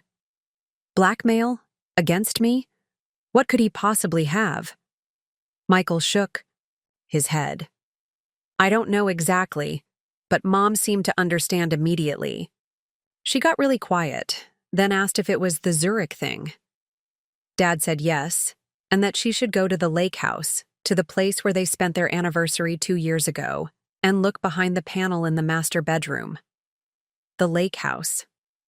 Richard had mentioned it occasionally, a property supposedly owned by a client who let him use it sometimes. Another lie, apparently. "Did she go?" I asked, trying to keep my voice calm despite the growing knot of dread in my stomach. "Yesterday afternoon, she came back with a small metal box. I didn't see what was inside, but..." He hesitated. "But what, Michael?" "She was different after, calmer. She made phone calls, to Grandpa Antonelli's old associates, I think. People she doesn't usually talk to." His voice dropped even lower. "And last night, I heard her on the phone saying that Walker wouldn't have a leg to stand on once they went public with whatever was in the box." Walker, meaning me. The realization that Richard had some kind of blackmail material ready as a contingency plan sent waves of nausea through me. What had he been collecting during our marriage? What could be so damaging that it would force me to pay off a man who had deceived me in the most fundamental ways possible? "Why are you telling me this?" I asked the question that had been hovering since he'd first reached out. "Why warn me instead of supporting your parents?" Michael's expression hardened, a glimpse of the man he would become visible beneath the teenage vulnerability. "Because I found out what Dad really is, not just the 2 families thing, but..." He took a deep breath. "I heard Mom talking to her. Lawyer. About how Dad is actually related to you, that you're his half-sister. The blood drained from my face. So he knew. And I couldn't. His voice cracked again. I couldn't be part of that. It's sick. Everything about it is sick. All those years he knew, and he couldn't finish the sentence. Instinctively, I reached across the table, covering his trembling hand with mine. It was the first physical contact between us, between aunt and nephew, between two victims of the same man's calculated cruelty. I'm sorry, Michael, I whispered. I'm so sorry you're going through this. He didn't pull away.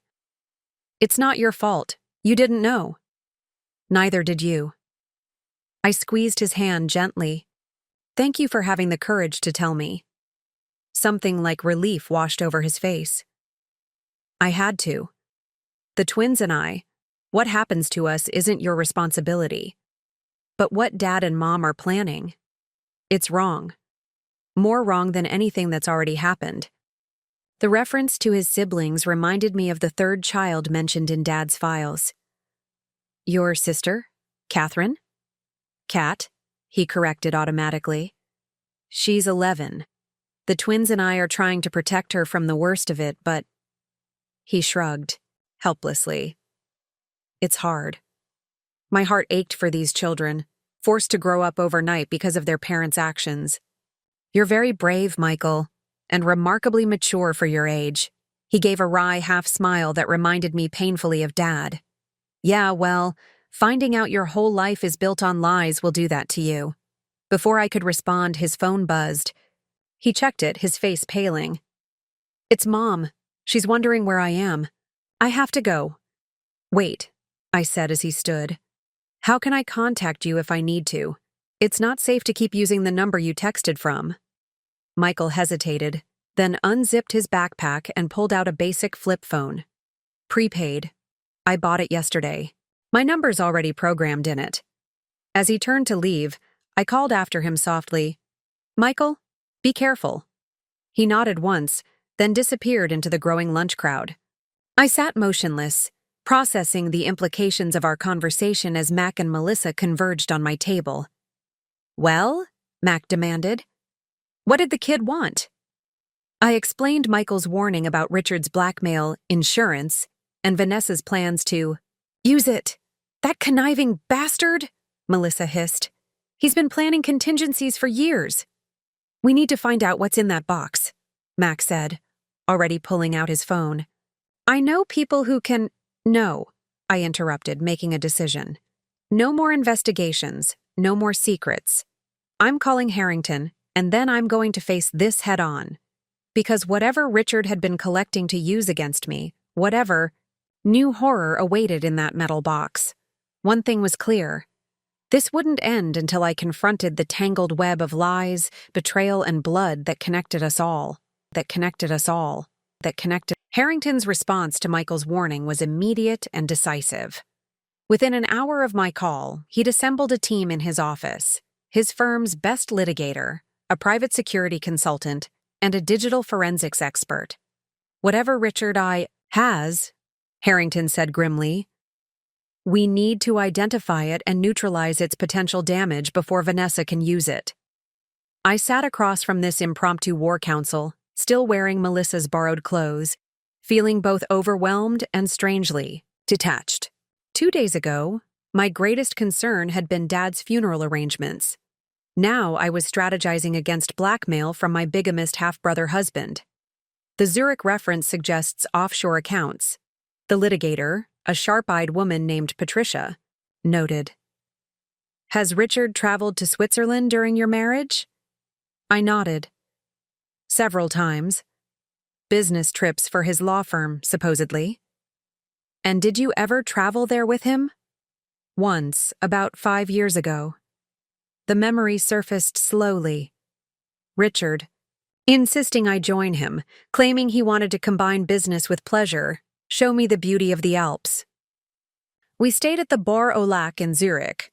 Richard had meetings most days, but we toured the old town together in the evenings.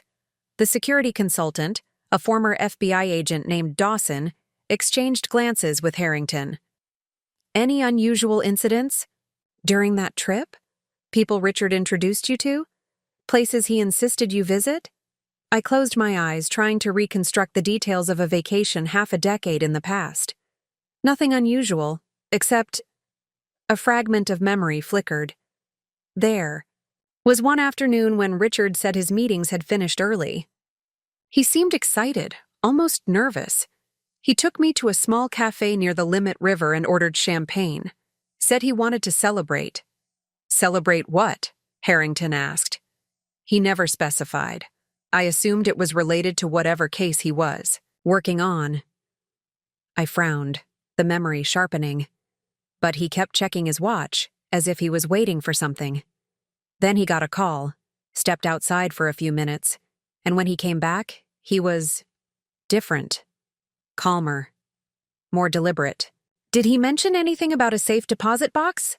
Dawson pressed. Banking appointments? Anything at all related to financial matters? I shook my head. Not specifically. But that evening at dinner, he made an odd comment about securing our future. I thought he meant investments or retirement planning. A bitter laugh escaped me. I see now he was probably talking about his contingency plan against me. The digital forensics expert, who had been silently taking notes, finally spoke. Mrs. Walker, did you and your husband share any online accounts? Cloud storage? Email passwords, anything like that?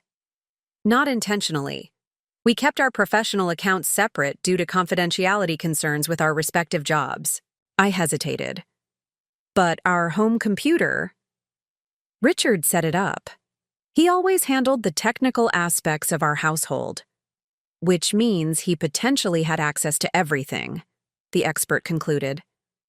Emails, documents, photos, browsing history, anything, stored or accessed on that device. The implications crashed over me. 12 years of digital life potentially monitored and harvested for material that could be used against me. What could Richard have collected? What private moments? What confidential information from my architectural work? What personal communications could he have stored in that metal box?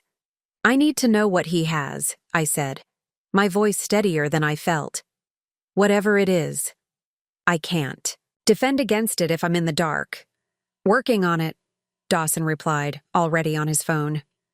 I've got contacts near the lake house area. If we can confirm the location, we might be able to get ahead of this. Patricia leaned forward. In the meantime, we should prepare for worst-case scenarios. What's the most damaging information Richard could potentially have about you? Professionally? Personally? We need to be ready. I stared at her, mind racing through possibilities. My career as an architect had been built on integrity and hard work. I'd never cut corners, never violated building codes, never engaged in the kind of backroom dealings that sometimes plague the construction industry. My personal life had been equally straightforward, devoted to Richard, the irony burned, and to caring for Dad during his illness. No affairs, no secret vices, no skeleton-filled closets, except the miscarriage, I whispered, a cold realization dawning. 3 years ago. Melissa, who had been silently supportive at my side, stiffened. Emma, you don't have to. I do. I took a deep breath, forcing myself to continue. 3 years ago, I became pregnant. It was unplanned, but not unwanted. Richard seemed pleased, supportive. When I miscarried at 11 weeks, he was devastated. At least, he appeared to be. Harrington's expression softened with genuine sympathy. I'm very sorry, Mrs. Walker, but I'm not sure how that could be used against you. It's not the miscarriage itself, I explained, the pieces falling into terrible alignment. It's what happened after. I fell into a depression. The grief was overwhelming, complicated by hormonal changes and guilt. My doctor prescribed antidepressants, but they didn't seem to help. I swallowed hard. Thoughts, dark thoughts, about ending my own life. The room went silent. Richard found me one night in the bathroom, I had a bottle of pills. I wasn't actually going to take them. At least I don't think I was. It was more about holding them, acknowledging the possibility. The memory was still raw, humiliating. He convinced me to seek inpatient treatment. I spent 2 weeks at a private mental health facility. Only Richard, Dad, and Melissa knew. "And you think Richard might have documented this somehow?" Patricia asked gently. I nodded. He recorded everything on his phone, said it was in case we needed to pursue legal action against my doctor for the ineffective medication. Videos of me during my lowest moments, transcripts of my therapy sessions that he somehow obtained, the intake forms listing my suicidal ideation. Jesus, Dawson muttered. If he releases that information, I continued, forcing myself to face the worst possibility. It could damage my professional reputation. My firm handles major commercial projects, schools, hospitals, government buildings.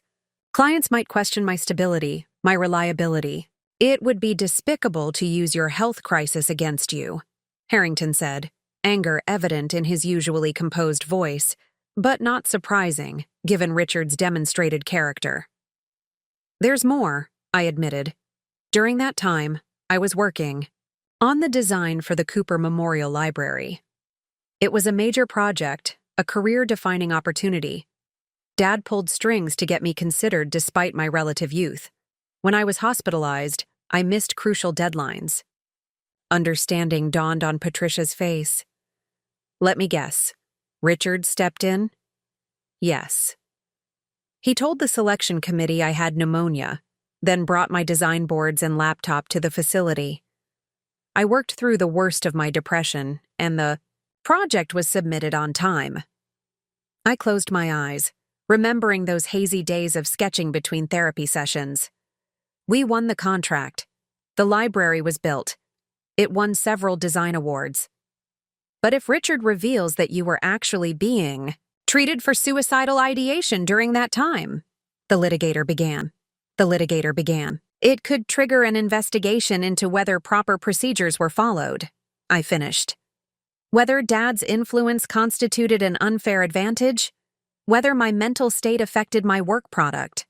The Cooper Library is considered an architectural landmark now. If there were any suggestion of impropriety in its creation, your professional reputation would be severely damaged, Harrington concluded. And Dad's, I added quietly. His legacy at Walker Construction, everything he built. The implications hung heavy in the air. This was exactly the kind of leverage Richard would have meticulously cultivated. A threat not just to me personally, but to my father's reputation, even from beyond the grave. Dawson's phone buzzed. He checked it, then looked up. Got confirmation on the lake house. It's on Crescent Lake, about 2 hours north. Property records show it's owned by a shell company that traces back to Richard through several layers. And? I prompted, recognizing there was more. And there's activity there now. Security cameras show Vanessa arriving about an hour ago, accompanied by a man my contact identifies as Joseph Antonelli, her uncle recently released from federal prison. My stomach dropped. The family connections Dad warned about. What do you want to do? Harrington asked, reminding me that despite all these experts, the final decisions were mine. I stood, a strange calm settling over me. I want to go there. Now. Before they have time to execute whatever plan they're developing. That's too dangerous, Melissa protested immediately. We should let the professionals handle this. I agree, Harrington said. Let Mr. Dawson's team secure the evidence first. But I was already shaking my head.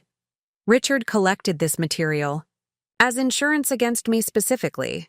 It's personal, and the response needs to be personal too. I turned to Dawson. Your team can accompany us, but I need to be there. Us? Melissa raised an eyebrow. You don't have to come, I assured her. She rolled her eyes. 20 years of friendship, and you think I'd let you face your psychopathic, not really husband and his mob-connected in-laws alone? Please. Mac, who had been sitting silently by the door, stood. "I'm coming too. Robert would haunt me till my dying day if I let anything happen to you." 2 hours later, we were in Dawson's SUV, following his associate's vehicle up a winding road toward Crescent Lake. The security team had outlined a careful approach. We would park half a mile from the property, proceed on foot through the woods that surrounded the lake house, and assess the situation before making contact. As twilight descended over the dense pine forest, I stared out the window, trying to prepare myself for whatever confrontation lay ahead. The events of the past days had stripped away every certainty in my life, every foundation I'd built upon.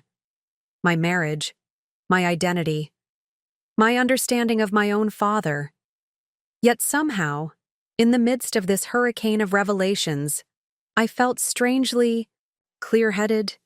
Perhaps it was shock. Perhaps it was the calm that comes from having nothing left to lose. Or perhaps it was simply that after a lifetime of trusting others, Dad, Richard, even Melissa and Mac, I was finally trusting my own instincts. "We're here," Dawson announced, pulling onto a narrow dirt track concealed by overhanging branches.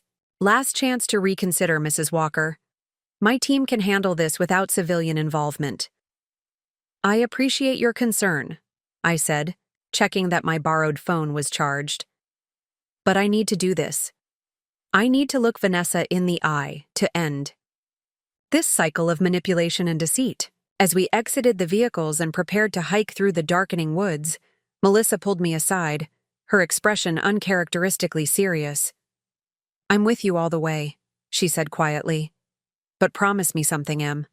Promise me you won't let Richard or Vanessa manipulate your compassion. Not again." I understood her concern. My capacity for empathy, for seeing the best in people, had led me into Richard's carefully laid trap 12 years ago.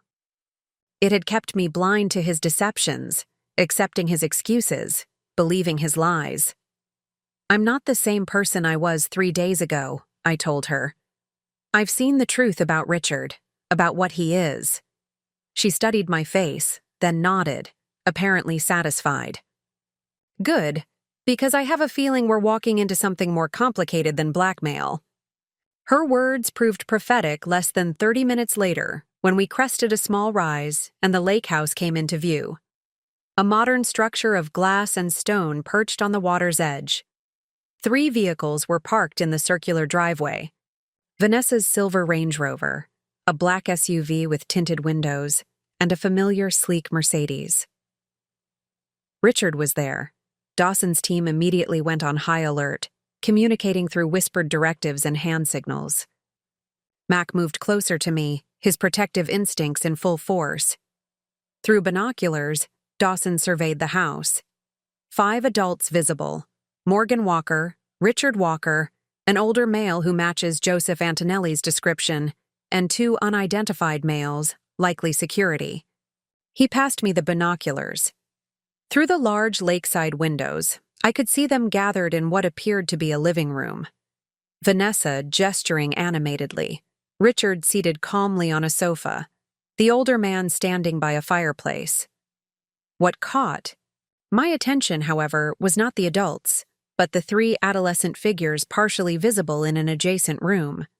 Michael, his twin brother Robert, and who must be young Catherine.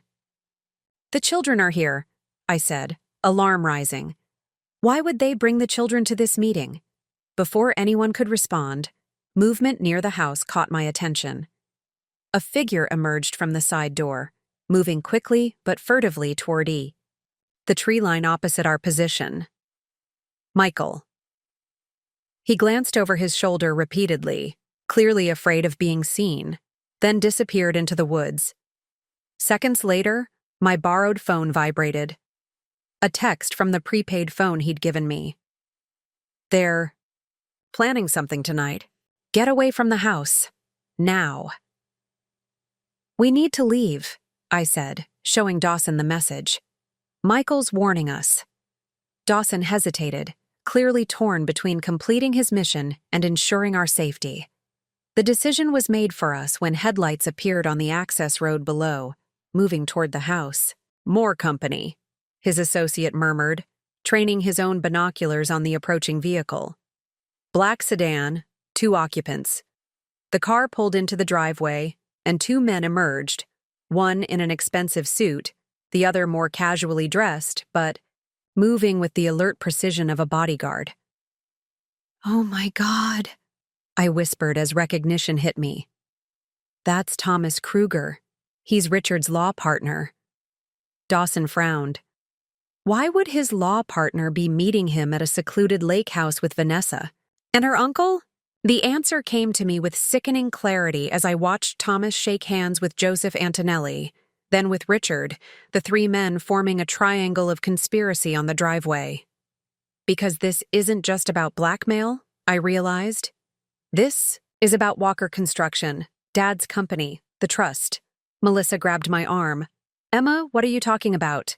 "Thomas Kruger specializes in estate law and trust litigation," I explained, pieces falling into place with horrifying speed. Richard must have brought him in to find a way to break Dad's trust. And, with Vanessa's uncle involved, they're planning something illegal, Mac finished grimly. Something that goes beyond legal challenges to the will.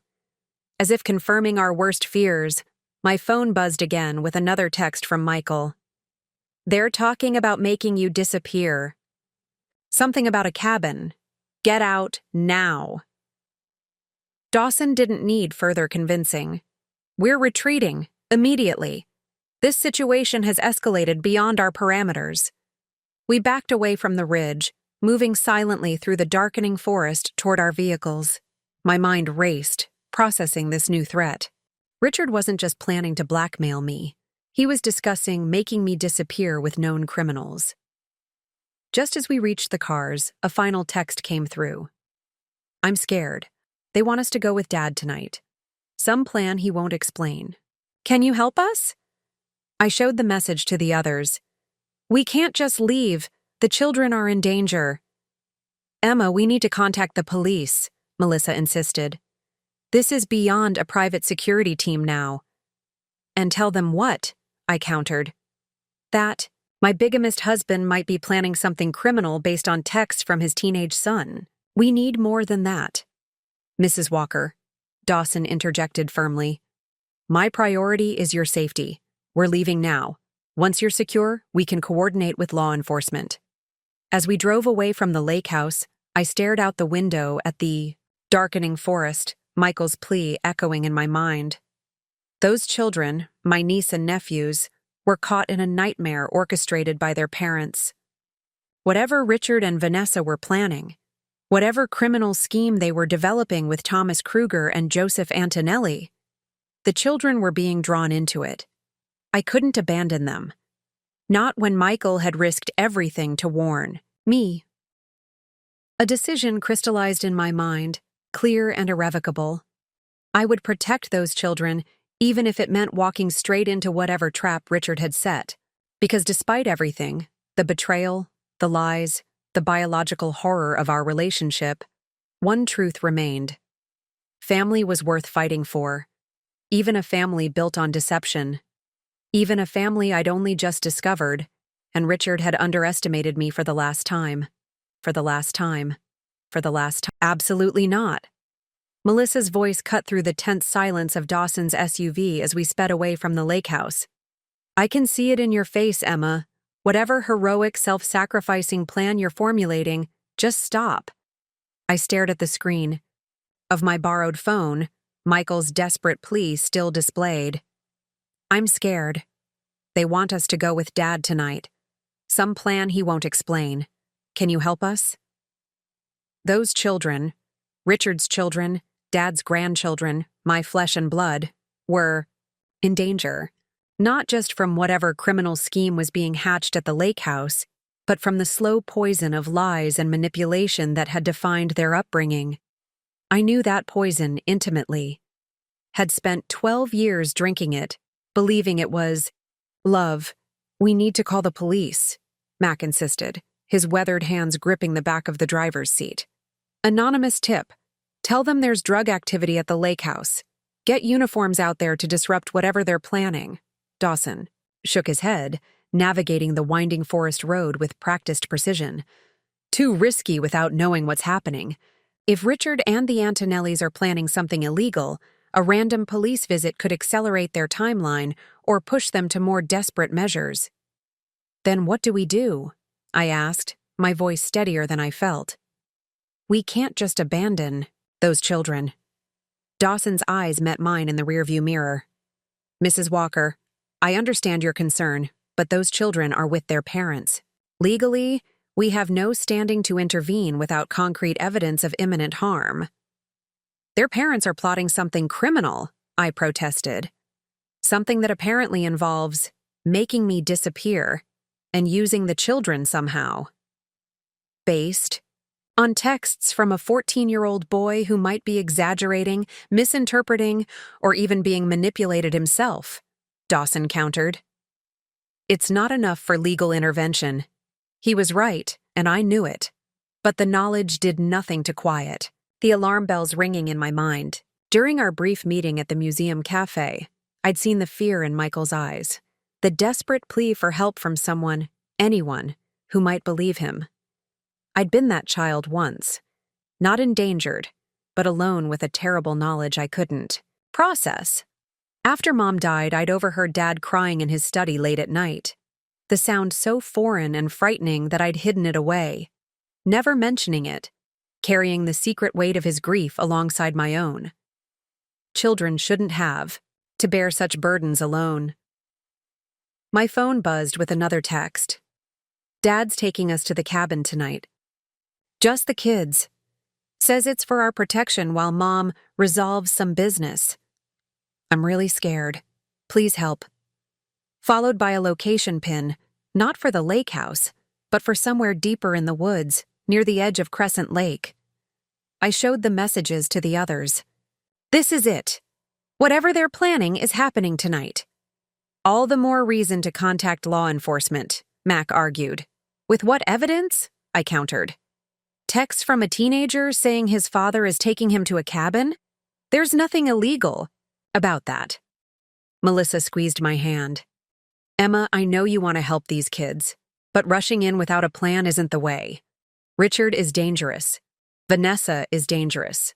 And based on what we just saw, they have dangerous people backing them. She was right. Of course she was right. But as we reached the main highway and turned toward the city, something inside me rebelled against this careful, logical retreat. Stop. The car? I said suddenly. Dawson glanced at me in the mirror. Mrs. Walker, please stop the car. I need a moment to think. He pulled onto the shoulder, engine still running. I stepped out into the cool night air, the scent of pine and lake, water filling my lungs as I tried to clear my head. Melissa joined me, her familiar presence comforting in the gathering darkness. Talk to me, Em.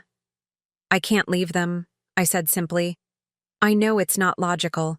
I know it's potentially dangerous, but those children are my family, the only blood relatives I have left, and they're reaching out for help. It could be a trap, she reminded me gently. Richard knows you now, knows your compassion, your instinct to protect. He could be using Michael to lure you in. I've considered that. I gazed at the dark silhouette of trees against the night sky. But what if it's not? What if those children really are in danger? Could you live with yourself if something happened to them and you'd turned away? Melissa didn't answer immediately. When she did, her voice was soft with resignation. You're going to do this no matter what I say, aren't you? Not alone, I assured her. And not without a plan. But yes, I have to try. Back in the SUV, I faced the skeptical expressions of Mac and Dawson. I understand your concerns, I said before they could object. But I'm not suggesting we storm the lake house or confront Richard directly. I want to meet Michael at this cabin location, just to assess the situation, make sure the children are safe. And if they're not, Dawson asked, what then? Then, we'll have concrete evidence to take to the authorities. I held his gaze. I'm not asking you to put yourselves at risk, just to help me do this as safely as possible. Mac's gruff voice broke the tense silence. Your dad would do the same. For any child in danger, but especially his own grandchildren. It was the right argument. The invocation of Dad's memory, his unfailing moral compass, his protective instincts, settled. Something in the air between us. Dawson ran a hand over his face, deliberating, then nodded once. We do this my way. Controlled approach, surveillance only, immediate retreat if there's any sign of danger. Agreed? 2 hours later, we were hiking through the dense woods surrounding Crescent Lake, following Dawson's associate Brad, who moved with the silent efficiency of his military background. The cabin location Michael had sent was remote, accessible only by a narrow dirt track unsuitable for most vehicles.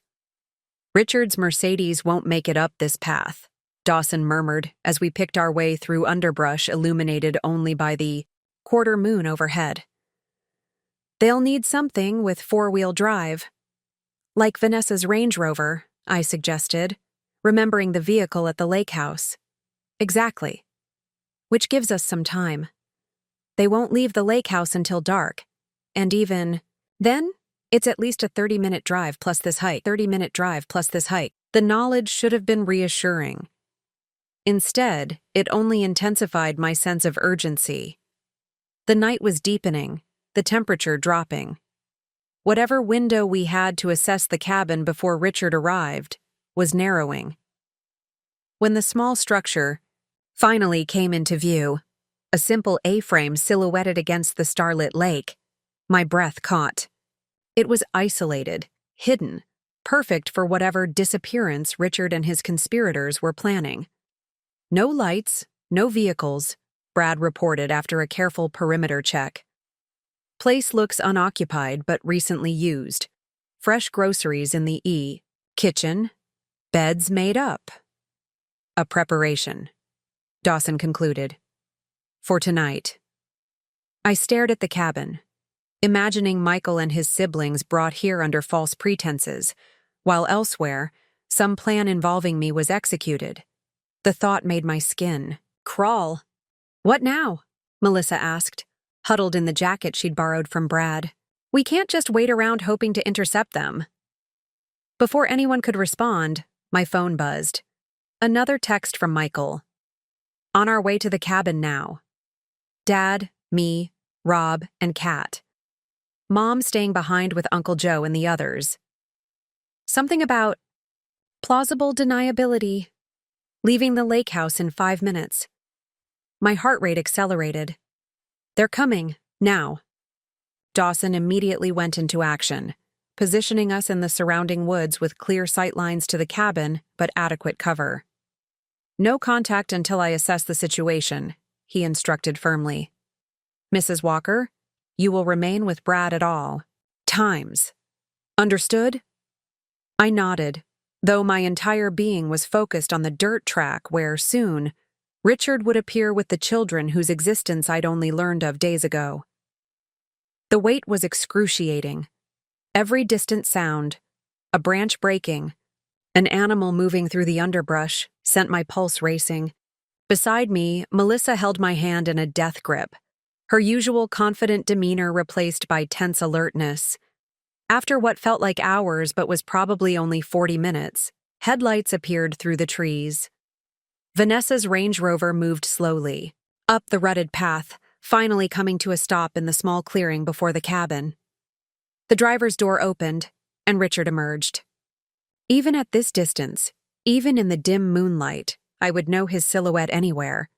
The straight posture, the deliberate movements that had once seemed so sophisticated to me, now reading as calculated and predatory. He opened the rear door, and 3 figures emerged. Michael, his twin Robert, and young Catherine, a small form clutching what appeared to be a stuffed animal. Let's get inside, Richard called, his voice carrying clearly in the still night air. It's cold out here.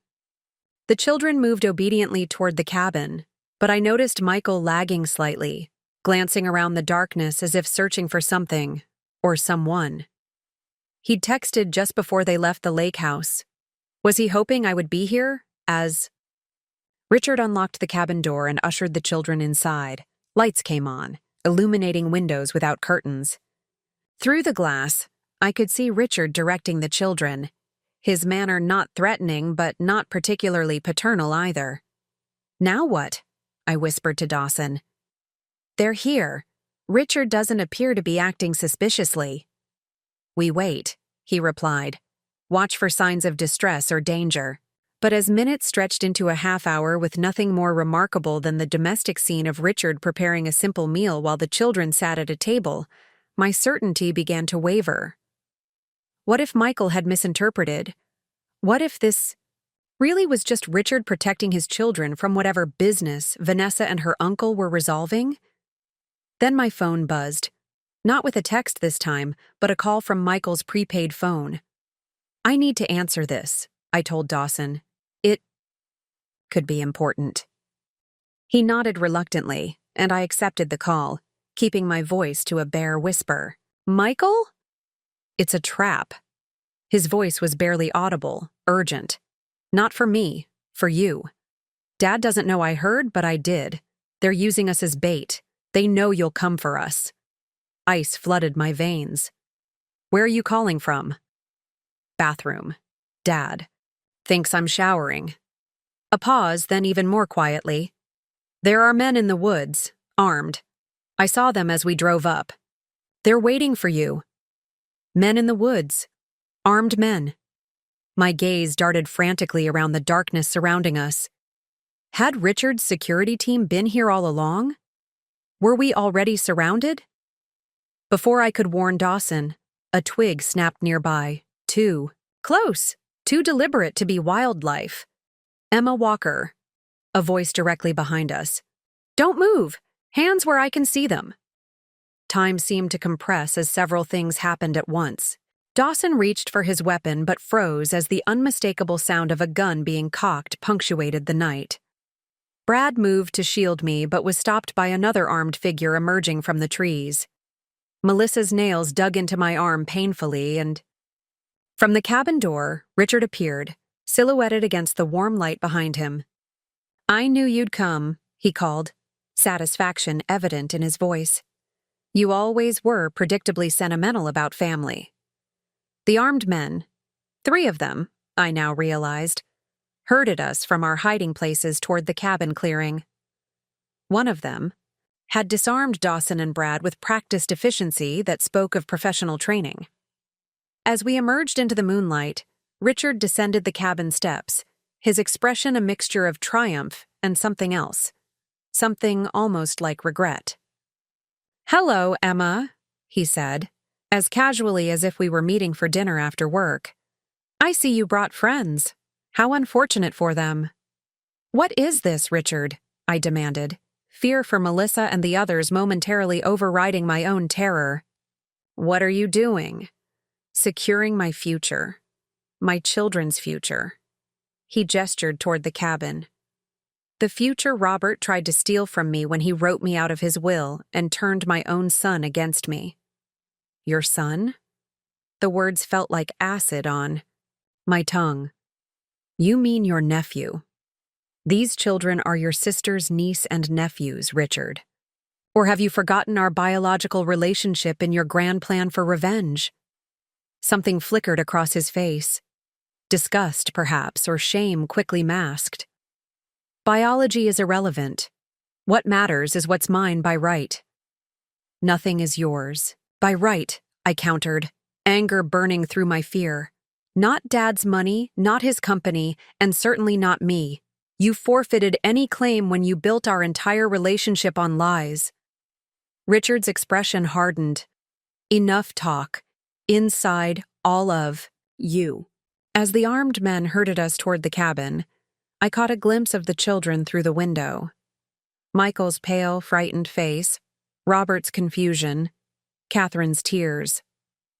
Whatever Richard had told them about this night, the reality was clearly far more terrifying. Inside the small cabin, the children huddled together on a worn sofa. Michael's eyes met mine, wide with fear and something like apology. "It's not your fault," I said immediately, ignoring Richard's watchful gaze. You tried to warn me. You did the right thing. Richard laughed, the sound devoid of humor. Always. The supportive aunt now, are you, Emma? How touching. What's happening, Dad? The other boy, Robert, asked, his voice cracking with adolescent fear. Who are these people? These people, Richard replied, gesturing dismissively toward us, are the reason we had to leave the lake house tonight. They pose a threat to our family? That's not true, I said firmly, addressing the children directly. We came because Michael texted me, afraid that you were in danger. We were trying to help. Catherine, the youngest, looked between her father and me with confusion. Dad, you said Aunt Emma was sick, that she wanted to hurt us. Aunt Emma. The simple title, spoken with such innocent concern, pierced my heart. In the midst of this madness, these children had somehow been told about me. Not as their father's secret wife, but as their aunt. Your father has been lying to you, I said gently. To all of us. For a very long time. Richard's face contorted with rage. Enough! He turned to one of the armed men. Take them to the boathouse, all except Emma.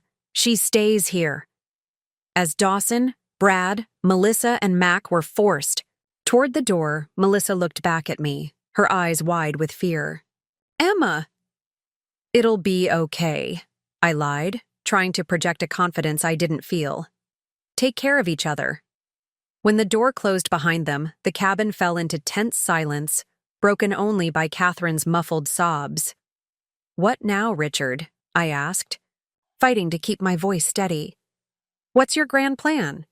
Make me disappear and try to break the trust? It won't work. Dad made sure of that. Richard's smile was cold. Did he?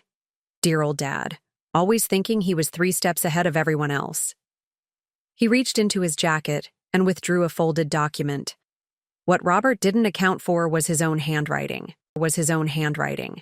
He unfolded the paper on the small kitchen table, a letter, written in what appeared to be Dad's distinctive script. A revised will, Richard explained, satisfaction evident in his voice. Written shortly before his death, expressing regret for his harsh treatment of his firstborn son, acknowledging his grandchildren, and designating me as executor of his estate. He tapped the signature at the bottom. Perfectly legal, perfectly verified, by 3 separate handwriting experts retained by my law firm. The forgery was impressive, good enough to create reasonable doubt, especially combined with the revelation of our biological relationship. This is what was in the box, I realized aloud. Your insurance policy. Part of it. Richard nodded toward the children. The other part is more personal. Evidence that might interest the police regarding your mental health crisis 3 years ago. I stiffened. My breakdown after the miscarriage? You would use that against me? If necessary. His voice was matter-of-fact, devoid of emotion, though I'd prefer a simpler solution, one that keeps certain family matters private. Understanding dawned with sickening clarity. You want me to sign over control of the trust, to disappear voluntarily. With generous compensation, of course.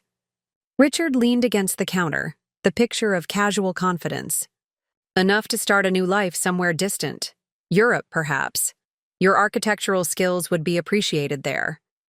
And if I refuse? His expression hardened. Then things get messy, for everyone. His gaze flicked meaningfully toward the door, through which Melissa and the others had been taken, including your friends. The threat was unmistakable. Richard, this stranger wearing my husband's face, was prepared to eliminate anyone who stood between him and Dad's fortune.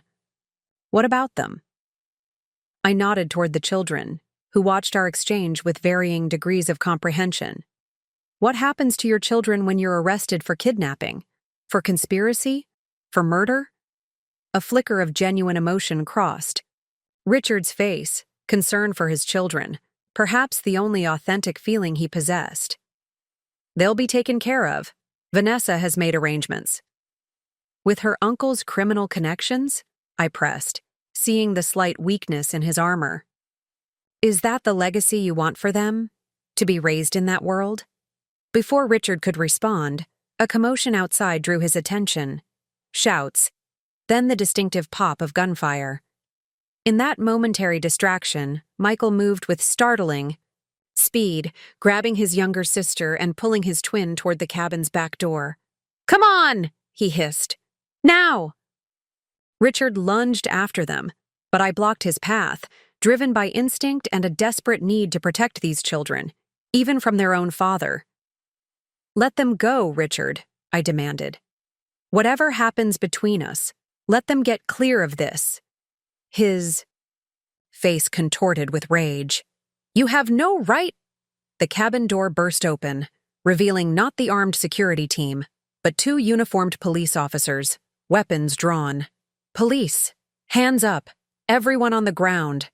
The next moments passed in a blur of shouted commands, Richard being forced to his knees, the children huddled against the back wall, terrified. Through the window, I could see more officers securing the area, Melissa and the others safe, but detained near police vehicles that had somehow approached without headlights. "Emma Walker?" One of the officers approached me cautiously. "Are you all right, ma'am?" I nodded numbly, watching as Richard was handcuffed, his face a mask of cold fury. "How did you find us?" I asked. "Anonymous tip," the officer replied. "Someone called in a kidnapping in progress at this location. Gave specific details about armed men and children in danger." My gaze found Michael across the room, his expression a mixture of fear and resolute determination. Had he managed another call while supposedly in the bathroom? Had he been the one to save us all? As Richard was led from the cabin, he paused beside me. "This isn't over, Emma," he hissed, too low for the officers to hear. "Not by a long shot." I met his gaze unflinchingly. "Yes, Richard, it is." In the chaotic aftermath, statements given, evidence collected, Richard and his security team taken into custody, I found myself sitting on the steps of the cabin, a shock blanket draped over my shoulders despite the mild night. Michael approached, hesitantly, his siblings hanging back near a female officer who was gently questioning them. "I'm sorry," he said, his young face creased with guilt beyond his years. "I never should have texted you to come here. I didn't know about the men in the woods until we arrived." "You have nothing to apologize for," I assured him. "You were brave. Incredibly brave." He shook his head. "I was scared, He glanced back at his siblings. "I couldn't let Dad use us like that. Not against you. Not after everything he's already done." The simple moral clarity of his statement, so reminiscent of Dad, brought unexpected tears to my eyes. "What happens now?" Michael asked, the question encompassing so much more than the immediate future. I looked past him to where Melissa was talking with a detective, to Mac, who stood protectively nearby, to the night sky above us filled with stars Dad had taught me to name as a child. "I don't know exactly," I admitted. "Richard will face serious charges.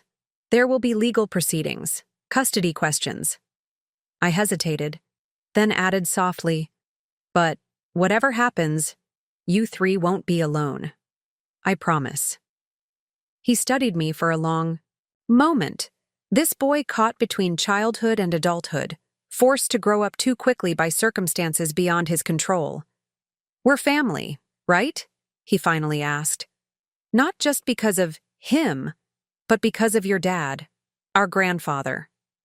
"Yes," I said, feeling something broken inside me begin, ever so slightly, to heal. "We're family." As dawn broke over Crescent Lake, casting soft light across water still misty with night's remnants, I stood with Melissa at the edge of the clearing, watching police vehicles depart one by one. "What now?" she asked, echoing Michael's question. Thought of Dad's letter, hidden in the safe behind Mom's portrait, of the trust he'd established to protect me, of the insurance policy he'd taken out for Richard's children. Even from beyond the grave, he'd tried to hold our fractured family together, to provide for all of us, even the son who had betrayed him so completely.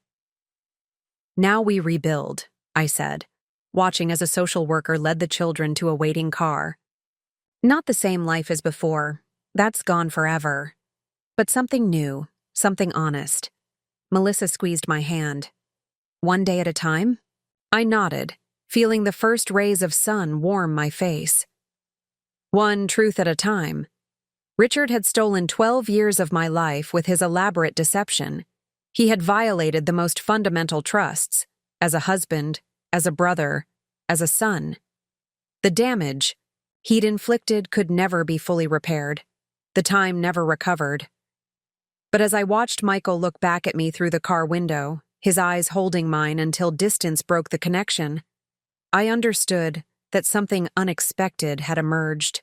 From Richard's tangled web of lies, 3 children who deserved better than the legacy of deception they'd inherited. 3 lives I might help steer toward truth, toward healing. Dad would have wanted that. Would have moved heaven and earth to protect all his grandchildren, regardless of how they came into his life. And in this, at least, I could honor him. Could pick up the scattered pieces of our shared DNA and attempt to forge something true from the twisted metal of Richard's lies. It wouldn't be easy. It might not even be possible. But as the social worker's car disappeared down the dirt track, carrying the children toward an uncertain future, I made a silent promise. To Dad, to myself, to those 3 innocent lives. Some inheritances are worth more than money. And some family bonds, once recognized, cannot be broken, even by the most elaborate deceptions.